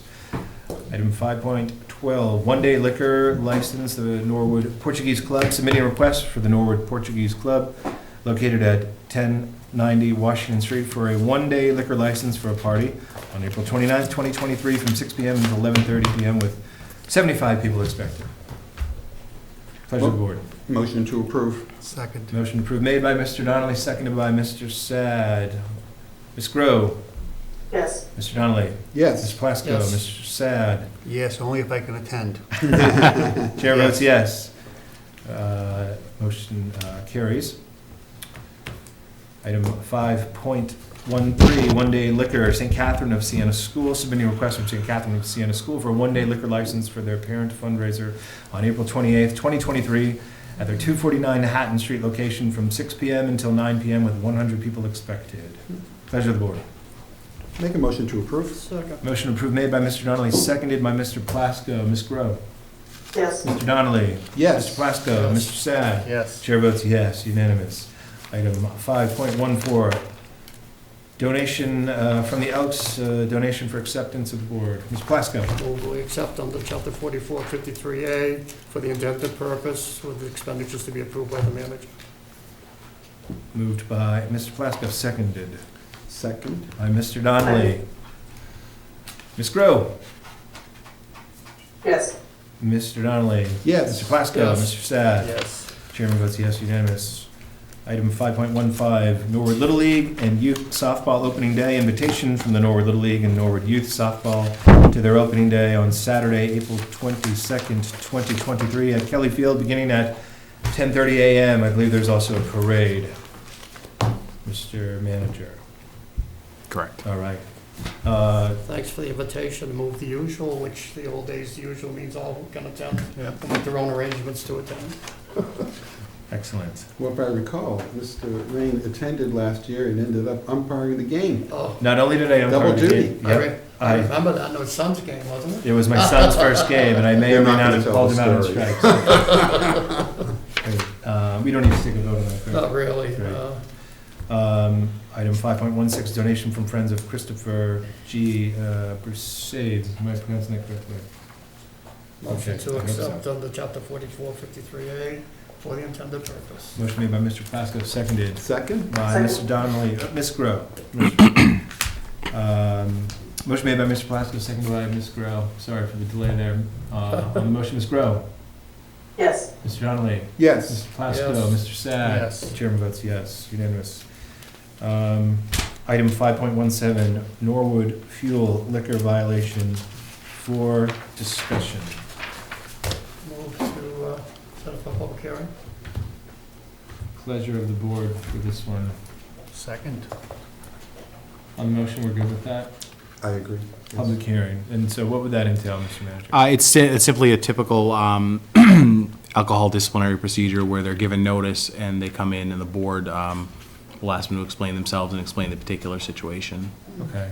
In this instance, I think that. Selling to a minor. Selling to a minor, correct. And I think the explanation they provided in our packet, at least to me, was. Is what they will say at the public hearing. Yeah. And then we can give them then we can give them an action that now is on record Yeah, okay, good. All right, great. in cases further down the road. It would be worth, normally we just ask them to show up. We should maybe ask them to bring in an example of the particular product. They did submit a picture in their email. I thought that was. I could not distinguish what was sold from an alcoholic beverage, so this might be a rare case where somebody legitimately made a mistake, but this might be an issue that we may want to let, the health department know about, that you can't distinguish this apparent beverage from a. The establishment should know the difference. That is correct. I could see somebody inadvertently purchasing You this. may walk in and pick one up inadvertently, but I, as a clerk, shouldn't be selling it to you, It's like a large because you're so young. juice box. It looks like a juice box, that's what I guess I'm just saying, I looked at the picture and said, you can't, I had never heard of these things, and Yeah. it looked like one of those coconut waters. and- that's exactly what it looked like. Pretty crazy, but, okay, so they would come in. Yeah. Okay. That was a motion made by Mr. Plasko, Second by Mr. seconded by Donnelly. Mr. Donnelly. Mr. Sad made the motion. Either way, you can Oh, take credit okay. for it. Take the credit. You can take Second credit. by Mr. Chad, sorry. Ms. Grow, Yes. Mr. Donnelly, Yes. Mr. Plasko, Yes. Mr. Yes. Sad, chair votes yes. Okay, item 5.18, appointments, annual appointments and reappointments for discussion and vote of the board. Mr. Chairman, Yes, Ms. Plasko. I don't know where the list is, this new system here. I think we have the Airport Commission, Mr. Sheehan. I could read the list if you like. And he's interested in reappointment.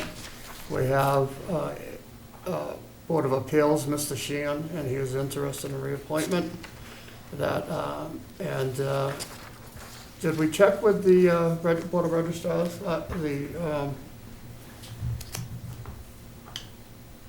Yes, she was still interested. Okay, and the Board of Registrars, Patricia Sterrett. Make a motion that those be appointed. How about the constables? Mary Lou They showed interest too, so those two constables as well, Miss Miller and Mr. Ronaldes. In the matter of the Board of Appeals associate members, I think we have 3, if not 4, vacancies that we should, and we have a number of applicants on, at least the individuals who have filled out the talent bank indicating an interest. So we have 2 vacancies, clearly. We also have Miss Mary Anderson, who I got the phone number from the planning department and tried to call her, and it's been disconnected. And today, Christine in the office here actually checked for me with the town clerk's office if they had any information, and they say that she moved, or they had 2 Mary Andersons, and one moved in 1980. One moved, and the phone number is the same phone number that the planning board gave me, that when I called was disconnected. So I believe that individual has moved out of town, and that causes a 3rd opening. Okay. And then the 4th one would be Mr. Gorman, who's up for reappointment. I did speak with Mr. Gorman. At the end of the conversation, he did say that if we needed him, he'd be willing to serve, but he was a bit hesitant too. So I think maybe the chairman maybe could have a separate conversation, so 2 of us have spoken to him. Sure. And then either reappoint him or not at the next meeting, Okay. once we're confirmed For the, that he's Yep, ready to serve, because they have had some problems with getting full members at some meetings, because they haven't had this pool of associate members. And it's been embarrassing for the board members and inconvenient for the applicants that they've had to have hearings canceled and rescheduled. So we want to do our best to get these appointments filled.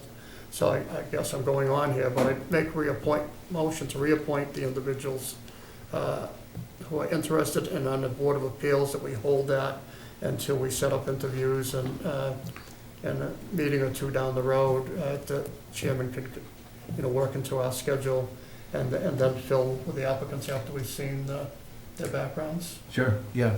Thank you, Mr. Manager. Based on what needs to happen between now and town meeting, do you think it'd be more appropriate to try to do that at our next meeting or in 2 meetings from now? I think if the schedule allows, we can have people come in, potential alternate members. It's usually a quick, just couple 5 minutes, minutes, yeah. meet and greet, yeah. And the ability to bring in folks remotely now sometimes makes it easier if they'd otherwise have to rearrange something. It's usually a pretty quick Okay. process. I know about 3 or 4 years ago, the board decided to want to start at least meeting new applicants for positions. Yeah. For And- this, we filled 5 positions we were meeting down at the police department at Yeah. that time.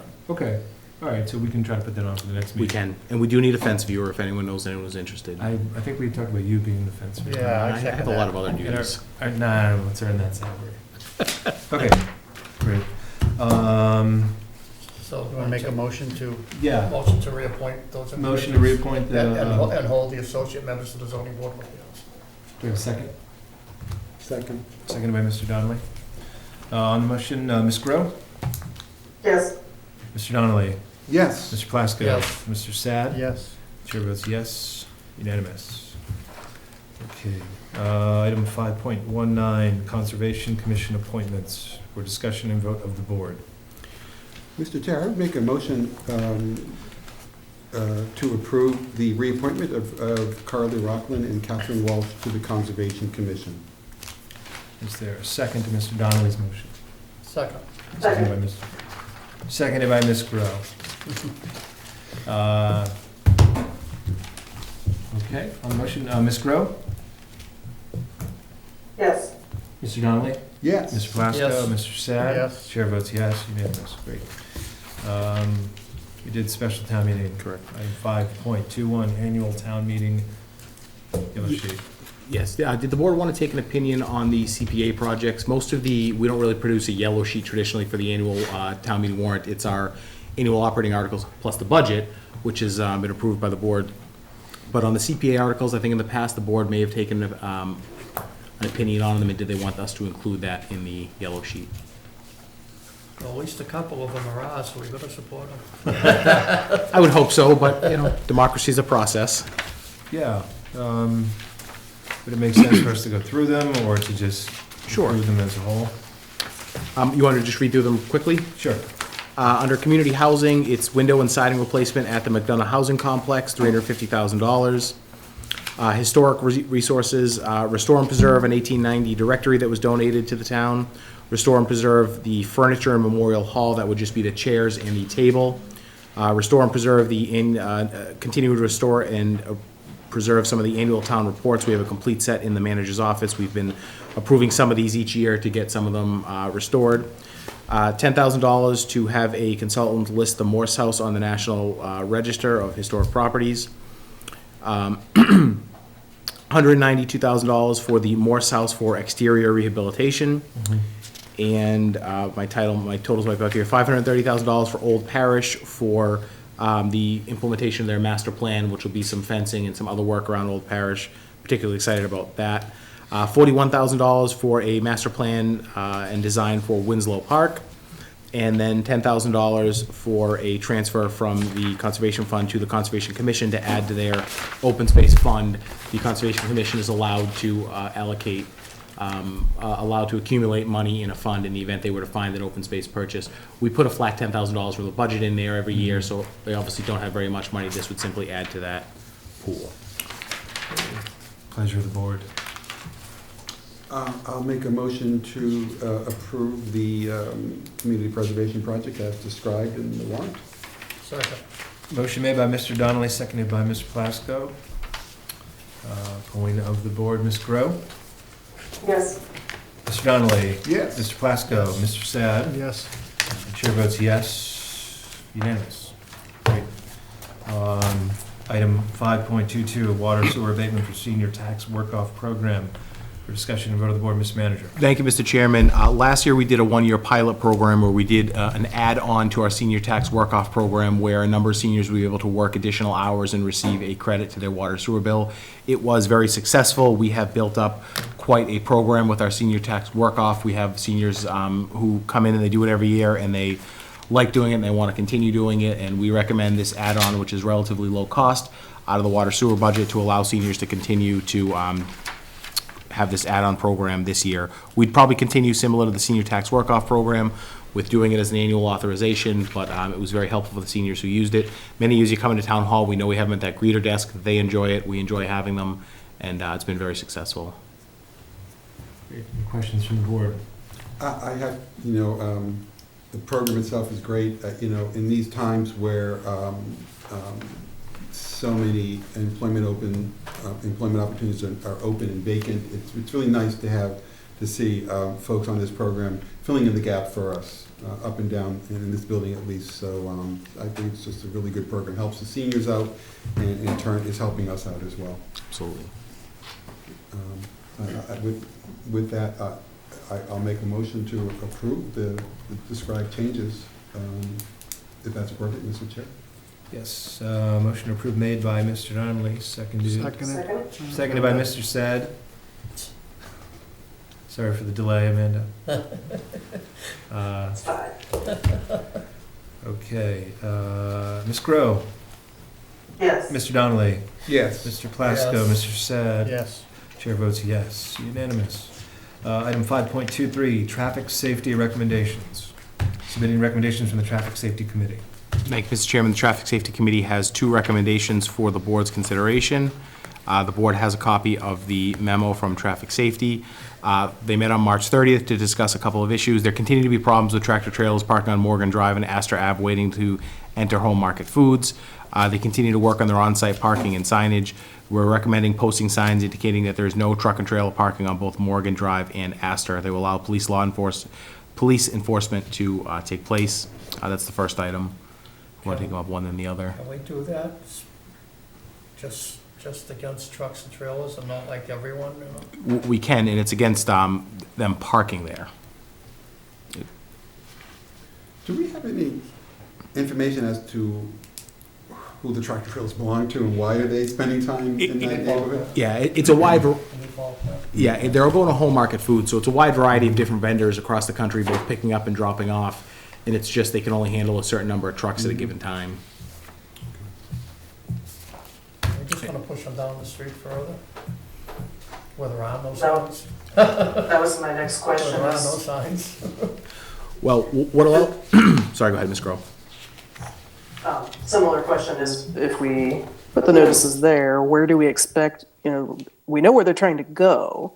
And if we say that they can't park there, where are they going to go instead? Because they're obviously not going to just go away. So where would that excess traffic end up? Sure. So in effect, this is a problem that is not ours to solve, in the sense that the business needs to figure out how to get their trucks in and out on a timely manner. When they start getting tickets, these vehicles are not going to want to wait there. They'll go on to their next site. You'd assume that the company would lose a delivery here or there and then figure out how to make it work. We're responsible for traffic flow in the town, but at some point, the business needs to be responsible for making sure their trucks can get in and out. Well, what you're saying is true, but then it's a practical matter of the location that we stop them on those 2 streets and they go over to Carnegie Row until we post that. Correct. And then they get a radio call, whatever, from Whole Foods, it's time to come up for their delivery. But they're gonna have to be parking somewhere. And But- how far are we gonna go with these signs? They shouldn't have to. It's a logistics challenge that the factory has to work out. Yeah, but it's a problem for us. Give them a ticket and they have to find another place to go. If we have to post Yeah, other they're gonna go areas- down, my point is they're gonna go 1 block down the street. And if that happens, we can chase them out of there.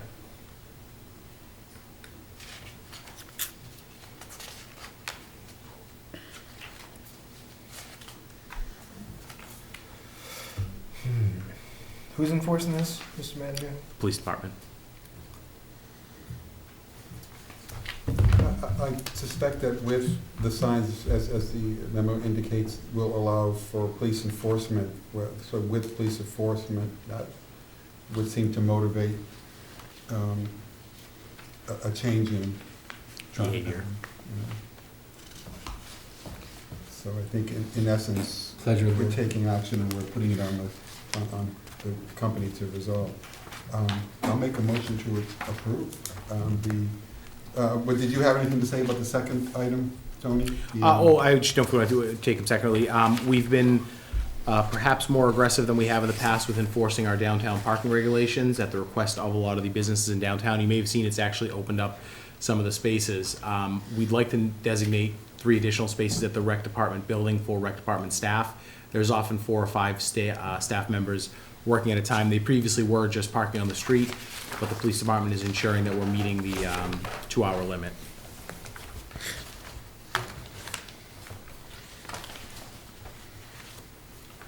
Any questions from the board on that one? Ms. Grout? No questions. Pleasure of the board. Mr. Chair, I'll make a motion that we accept the recommendations from the Traffic Safety Advisory Committee. Motion made by Mr. Donnelly. We have a second. Seconded by Ms. Grow. On the motion, I would, on the motion? I would just say that, I'd go along with it because we have to do something, we have to start somewhere, but I don't think it's enough. I think if we're gonna go posting, we probably have to post the whole area, at least up to a spot that it looks like it could handle it and would make sense to allow them to park. But I suppose it's the first step, but I expect it's just the first step, and they're gonna come back with more issues. Mr. Plasko. On the motion, Mr. Donnelly?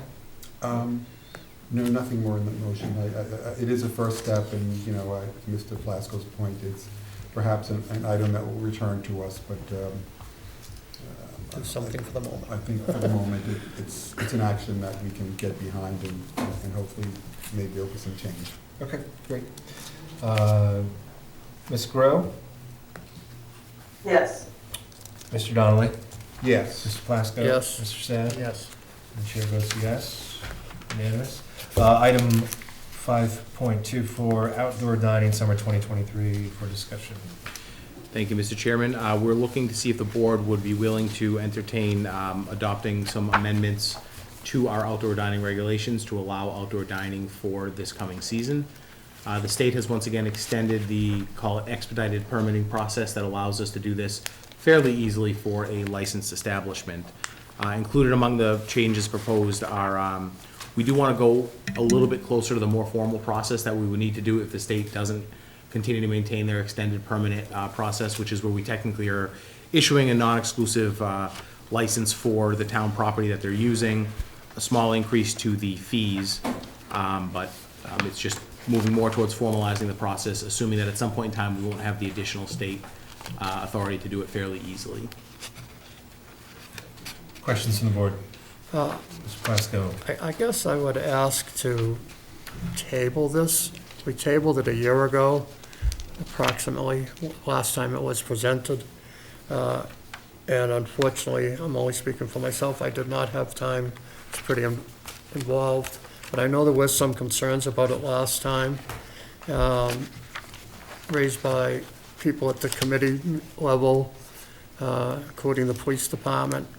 And I don't know if everyone's read it clearly or if I'm even misreading it myself, but there's things about, there's no guarantee of on-street parking spaces for such use. Or do we even intend to allow any on-street parking? And that's something the police department had some concerns with. So I don't know if everyone has digested this thoroughly enough to know that they want to approve it. I know I, speaking for myself, have not at this point. I did, Mr. Chairman, I did notice a typo in section 3 as well that I wanted to bring forward. It's very small, but essentially under section 3, the very last sentence, it looks like it's just missing the word season. So instead of saying at the end of the outdoor dining, it would be at the end of the outdoor dining season. Okay. The Thank you, Mr. other comment I Yes, guess I Mr. would, Plasko. other comment I guess I would have is to question whether the fees that are being suggested here are adequate. They're very low. The fees are low. We're proposing to increase them. We started off with, I think, no fee, given when we began this during the pandemic, and have been slowly increasing them year by year. They're still relatively low, but I think it's something we want to encourage. I think we're going for non-licensed establishments or establishments that don't require town space from $100 to $150, and then I think $200 to $250. So as a percentage increase, it's significant. Every year that we bring this back, we can continue to adjust them upwards. We do want to make sure it's something, at least I feel, that we want to encourage and not make it too cost prohibitive. And remember, at the end of the day, what they're getting is a permit to use town land that is a non-exclusive license, meaning we can revoke it at any time. So you are getting use of that property for quite a while, but it's not like you have any real exclusive use of the property. And, the point I just brought up about on-street parking, suppose we never, it says not to expect that it has to be approved, so we could just not approve it. But then again, if our intention is not to approve it, I don't think it should be in here at all, so I think we have to come to grips with whether we, support that or not. And if people already know they're positions, that's fine, but I'm Which part are you referring to I'm up in specifically, here. Mr. Plasko? parking on the street, or leasing spaces on the street, not the sidewalk, but the street. It Correct. says on street, So we're looking to amend, different from what you've been seeing in the past. right, This is broadening it, expanding it potentially. right.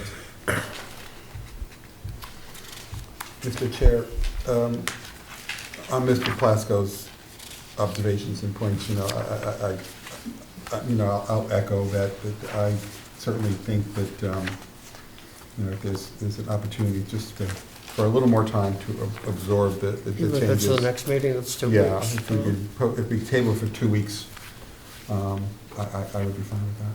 It's a little more time to take it under consideration for us. We do have some restaurants that have asked to start, Well, but our current this could have come to us sooner. well, but our current Trying to regulations get are, everything last minute. our current regulations are still in effect. We're bringing a proposed change. The previous regulations If are we still in approve effect. them, But they've been approved. just because they're there doesn't mean. But they they've been continue, approved. you know? We could have brought no change forward whatsoever, and we'd still be operating under the same guidelines we utilized last year. We felt it was time to bring forward some changes because we still were calling our previous They guidelines. can wait 2 temporary. weeks. Second the motion. I think, perhaps it's those that are posting the interest now, I guess we could just inform them that guidelines are as they were last year, but they will be subject to change, so you put them on notice that there could be a change as early as our next meeting. Mr. Chair, Yes, Ms. Grow.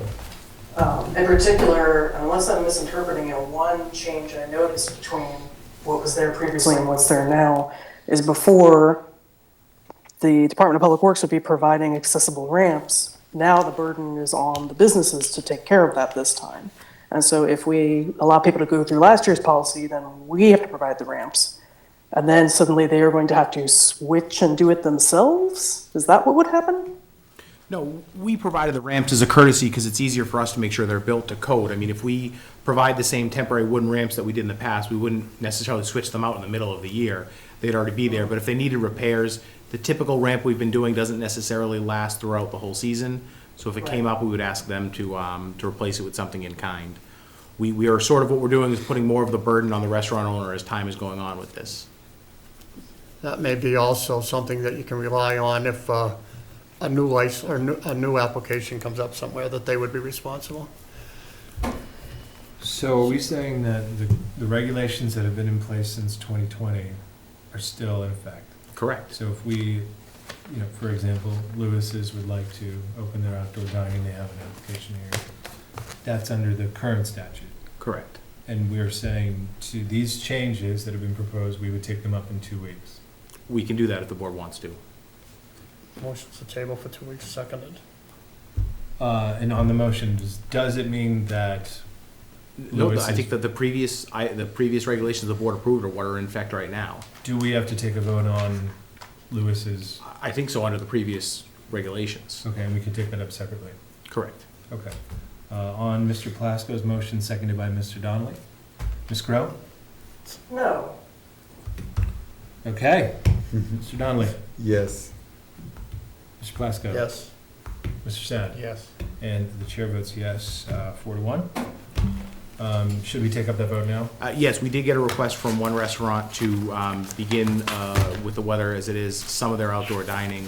We again have DPW make sure that the buildings department make sure that the ramps are compliant. They make sure that the police make sure that the safety measure is there. Again, every outdoor dining application goes through a interdepartmental review where half a dozen departments are reviewing it for safety.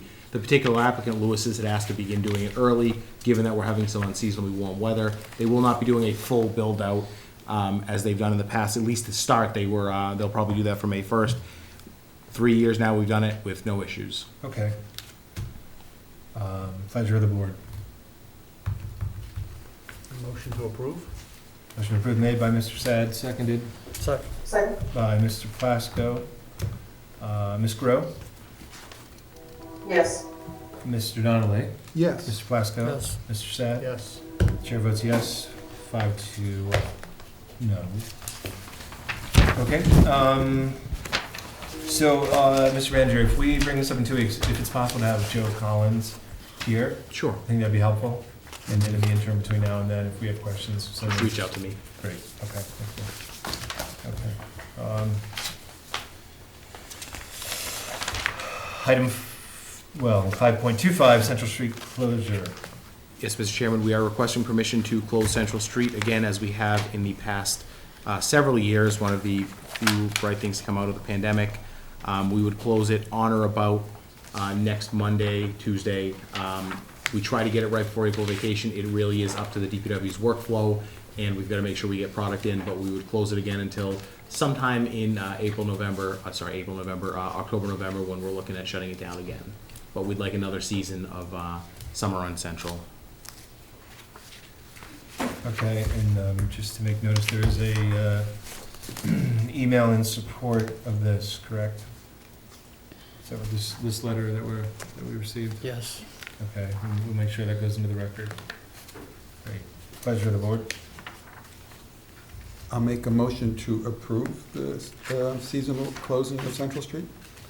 Motion approved made by Mr. Donnelly, seconded by Seconded. Mr. Sad. Ms. Grow? Yes. Mr. Donnelly? Yes. Mr. Plasko? Yes. Mr. Sad? Yes. Chair votes yes, unanimous. Great. And that brings us to our memoranda. And Mr. Plasko, how do we usually handle the memoranda, the verbiage? Usually, we just make a motion to file unless a board member has one of more of them that they'd like to either ask a question or make a comment or point out to the public for some reason. For abbreviation, we just make a motion to file 6-1 through 6-7. I'll second the motion with opportunity to make a comment.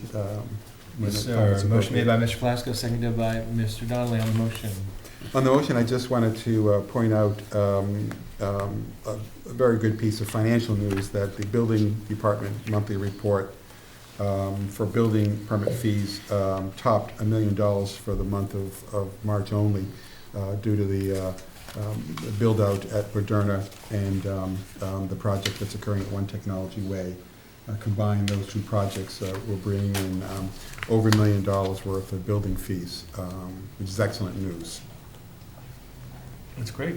I might comment on one if I might too, Mr. Chairman. Yes, sir. Ms. We Plasko. have a couple of reports from the police department on liquor incidents. I note on one that the last paragraph of detectives' report to us is that there was no violation as required under 13863, the sale or delivery of intoxicated persons. Our intoxicated person observed to be intoxicated on licensed premises after that was sold or delivered to an alcoholic beverage. Just seems that the way I read this report, that the individual was still on the premises and the police walked in and instantly knew the person was, observed the person to be intoxicated. Seems to me the licensee has some responsibility to be a little more alert as well. And in the future, we might have to have these establishments in there for no reason than to emphasize our concern and put them on notice that if it's repeated, they will be subject to action. Thank you, Mr. Editorial comment. No, it's a good point, because we've had several of these over the last months and years, and there's always no finding, which again, I trust that the business owners are running the business in the proper way, but I think it would be good to have some of them in the way that you're speaking. Well, some of them that are kind of repetitive. Yeah. Yeah. Great, we'll take that into consideration. Thank you, Mr. Plasko. Can I Yes. just make one more comment? Of course, come on. So included in the memoranda is a very lengthy document in relation to a Prospect Road subdivision, and I just wanted to, since the folks who submitted it put quite a bit of effort into the document.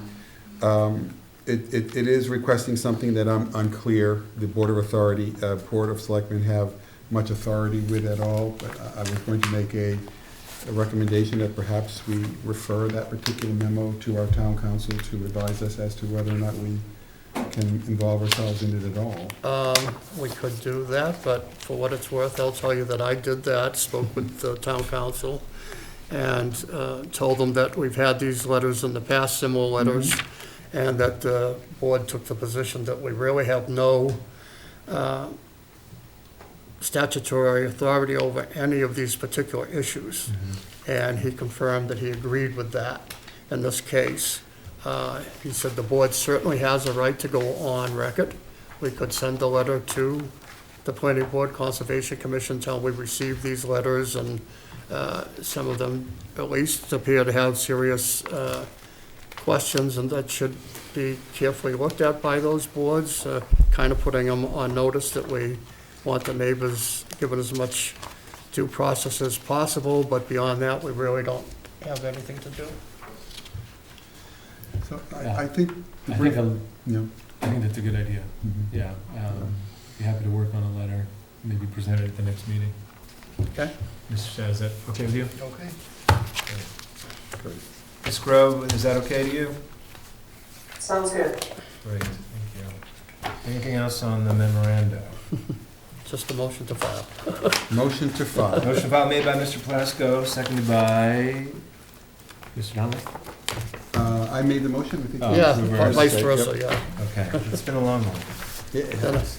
All right, that brings us to the manager's update. Just one item I'd like to let the board know. This Thursday evening at 6:30, we're doing the moderator's town meeting 101 session, as well as our basics of municipal finance. We've combined those into one evening, and we've added a third section, if you will. We're gonna try to debut a land use 101, just a short 15-minute presentation from myself and some of the staff of the planning department on just really the basics of land use, as we seem to have land use coming up at every town meeting. We haven't had a chance to do just a very general entry-level understanding of land use. So we'll be doing all three of those in a row, Thursday, 6:30 at the Yusevich Lecture Hall in the high school.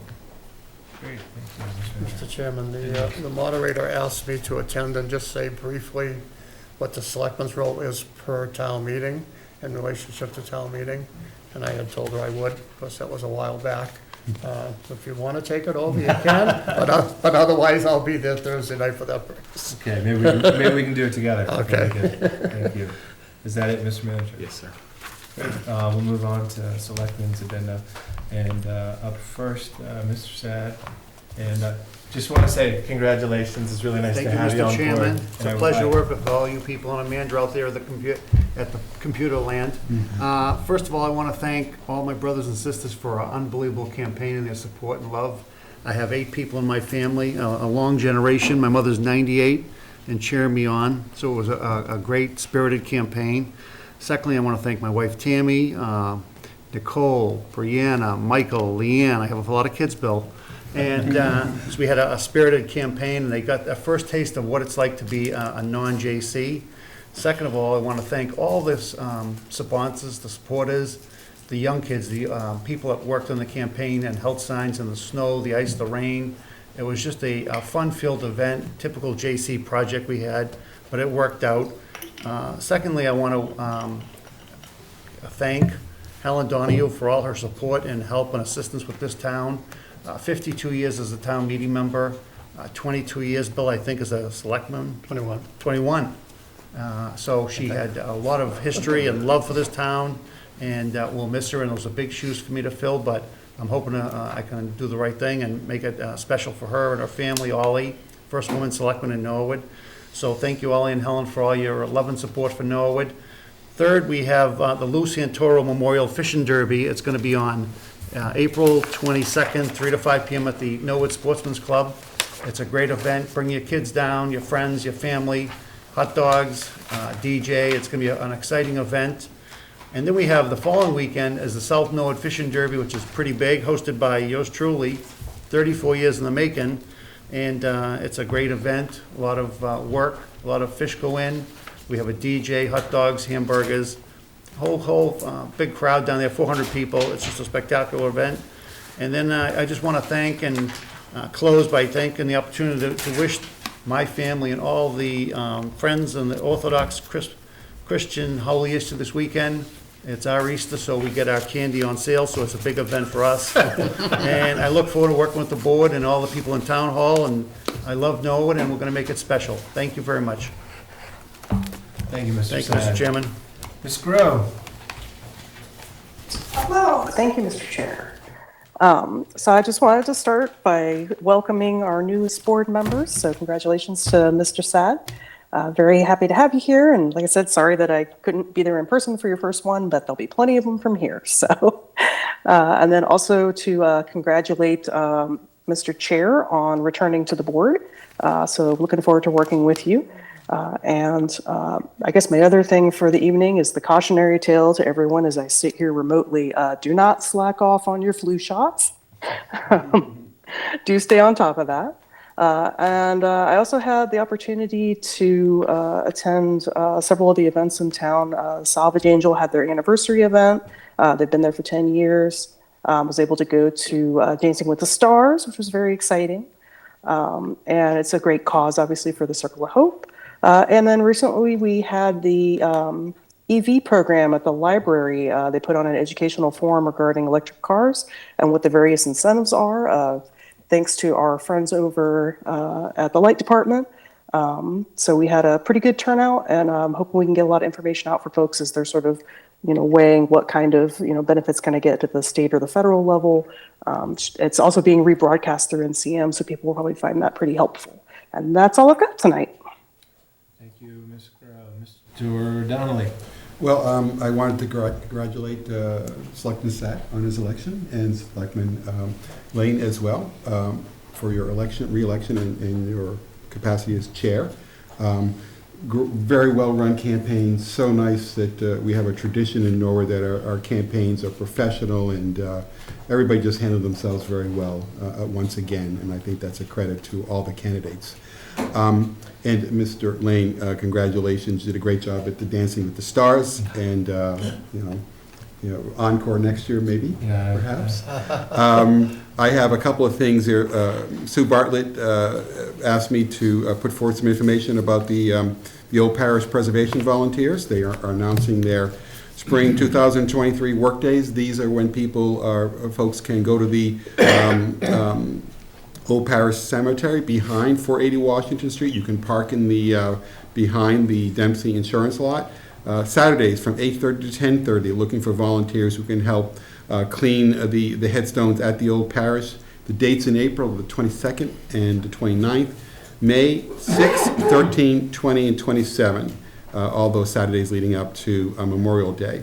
So they advise that if you want to do that, show up in the parking lot, dress in work clothes, and you will get a nice, and she asked me to do this, so I always do what Sue Bartlett says.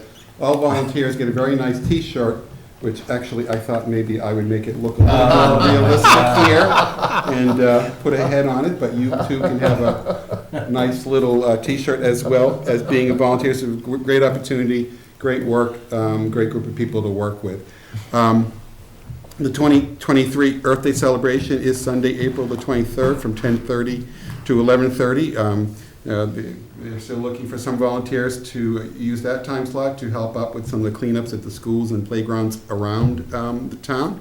That will be followed at 11:30 by a community fair on the Common.